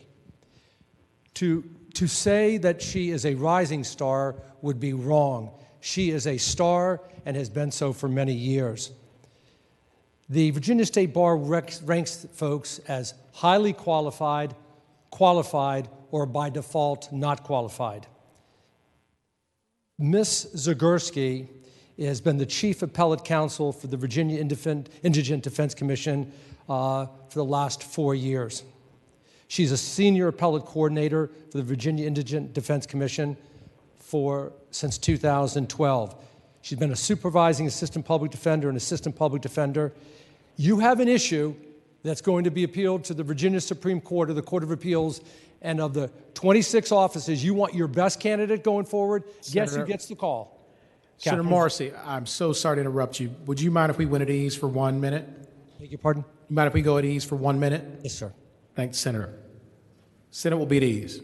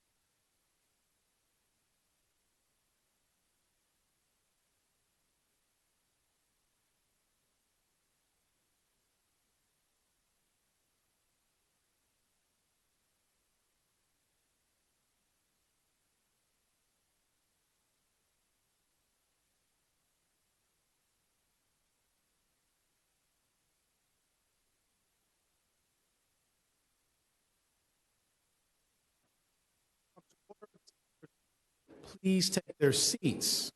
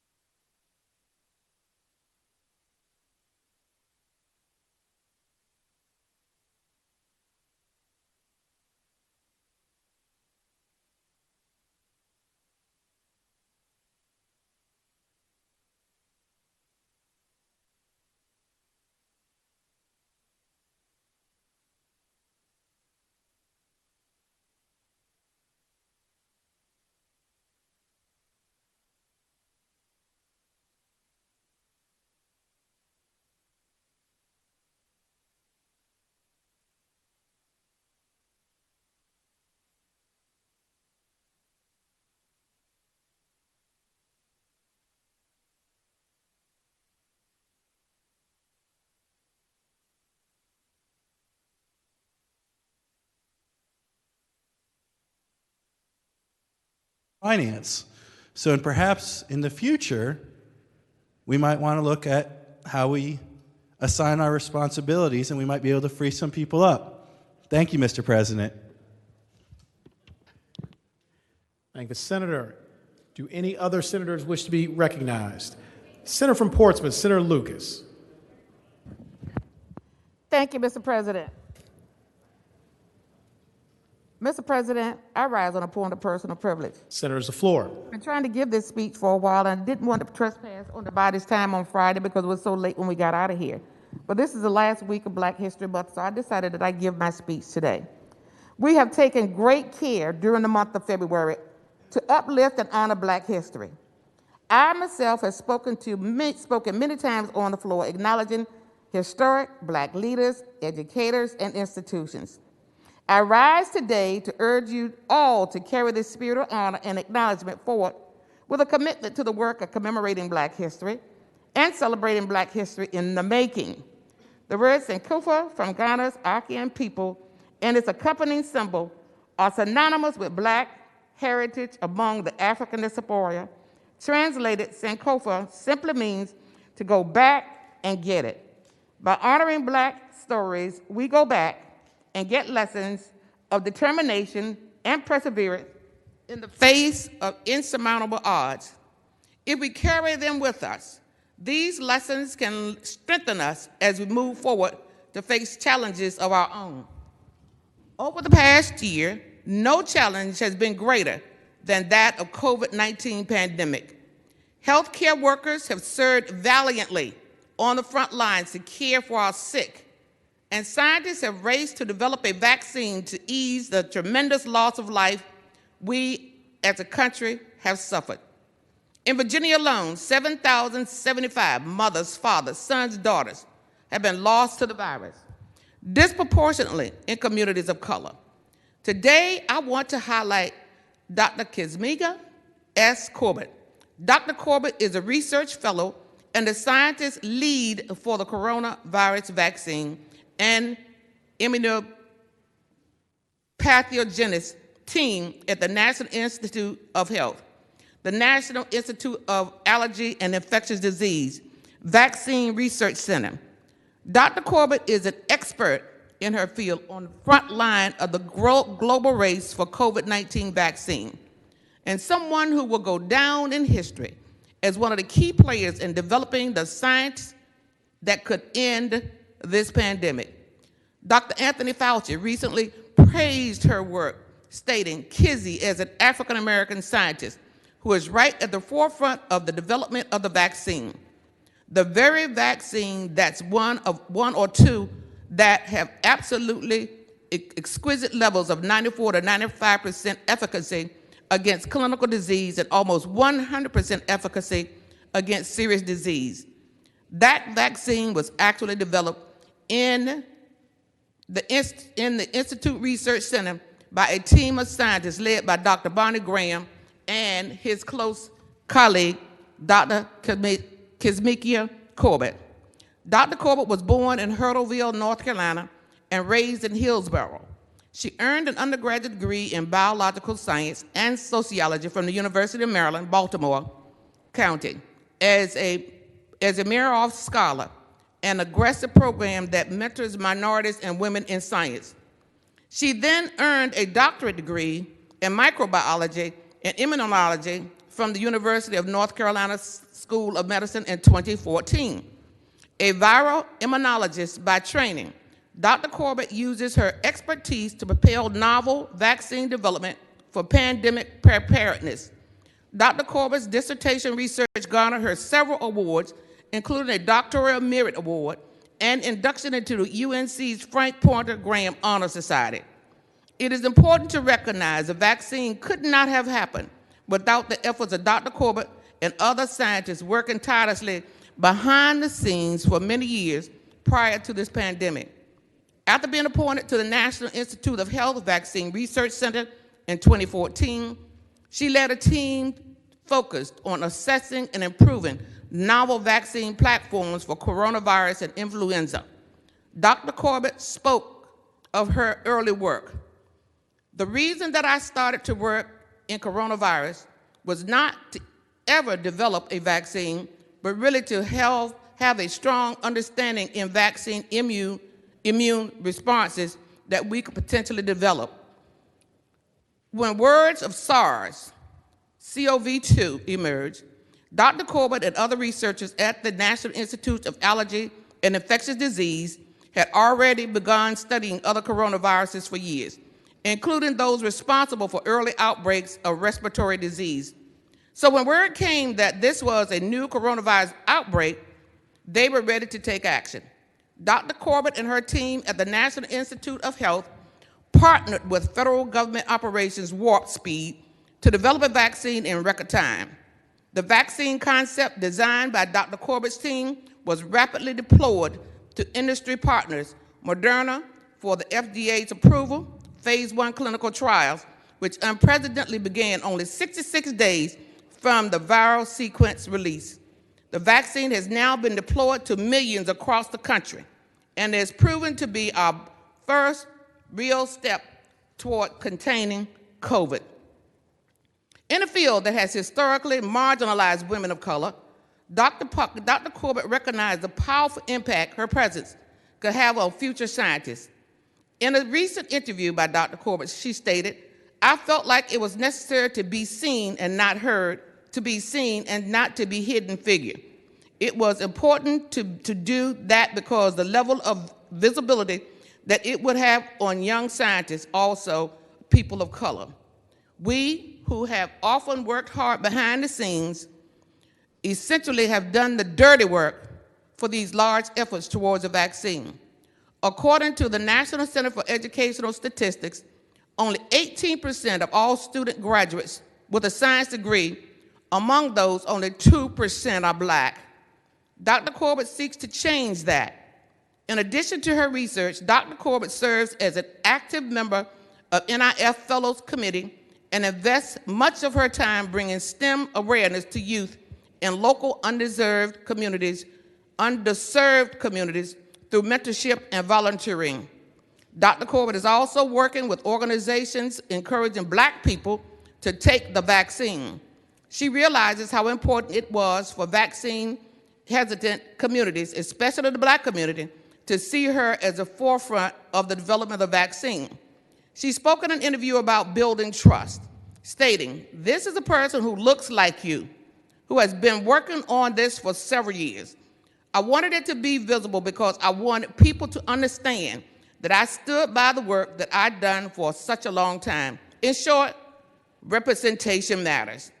Dr. Freeman A. Harper was the University of Maryland, Baltimore County President and graduate of Hampton University and head of the Meroff Scholars Program, where Dr. Corbett earned her bachelor's degree, remarked on the importance of uplifting and preserving her legacy when they write the history of the first against and the fight against COVID-19. She cannot be a hidden figure. She needs to be a textbook. And little girls need to see her of all races. This is what's possible. In recognition of her work, Dr. Corbett's hometown of Hillsborough proclaimed January 12, Dr. Kizmika Kizzy Corbett Day. Mr. President, though it's important to acknowledge the importance of extraordinary work of this remarkable young scientist and her work as we celebrate Black History Month, and I thank you for the time you've taken to hear me. Thank the senator. Do any other senators wish to be recognized? Mr. President. Senator from Accomack, Senator Lewis. Rise for an announcement. Senator's the floor. It's my plan to have local government meet here on the floor immediately upon adjournment for one bill. Thank the senator. Thank you, Mr. President. The clerk will report any announcements on the desk. Today, Monday, February 22nd, the Committee on Local Government will meet immediately upon adjournment in the chamber. All members, please remain in your respective seat. This is a schedule change. The Committee on Finance and Appropriations will meet 15 minutes after adjournment, West Committee Room. This is a schedule change. The Committee on the Judiciary will have a virtual meeting at 4 p.m. for judicial interviews. The East Committee Room is available for members if they want to use it for the meeting. Tomorrow, Tuesday, February 23rd, the Democratic Caucus will meet 1/2 hour before session, Democratic Caucus Room. The Republican Caucus will meet 1/2 hour before session in the Republican Caucus Room. Thank you, Madam Clerk. Is there any other business to come before the Senate? Seeing none, I call on Madam President. Senator from Portsmouth, Senator Lucas. Thank you, Mr. President. Mr. President, I move that the Senate do now adjourn until 10 a.m. tomorrow, and in so doing, Mr. President, I move that we move in memory and honor of President George Washington. Thank the senator. The question is, shall the Senate stand adjourned until 10 a.m. tomorrow, and that when we so adjourn, we do it in the honor and the memory of President George Washington. All in favor of the motion will say aye. Those opposed, no. The ayes have it. The Senate stands adjourned until 10 a.m. tomorrow in the honor and the memory of President George Washington.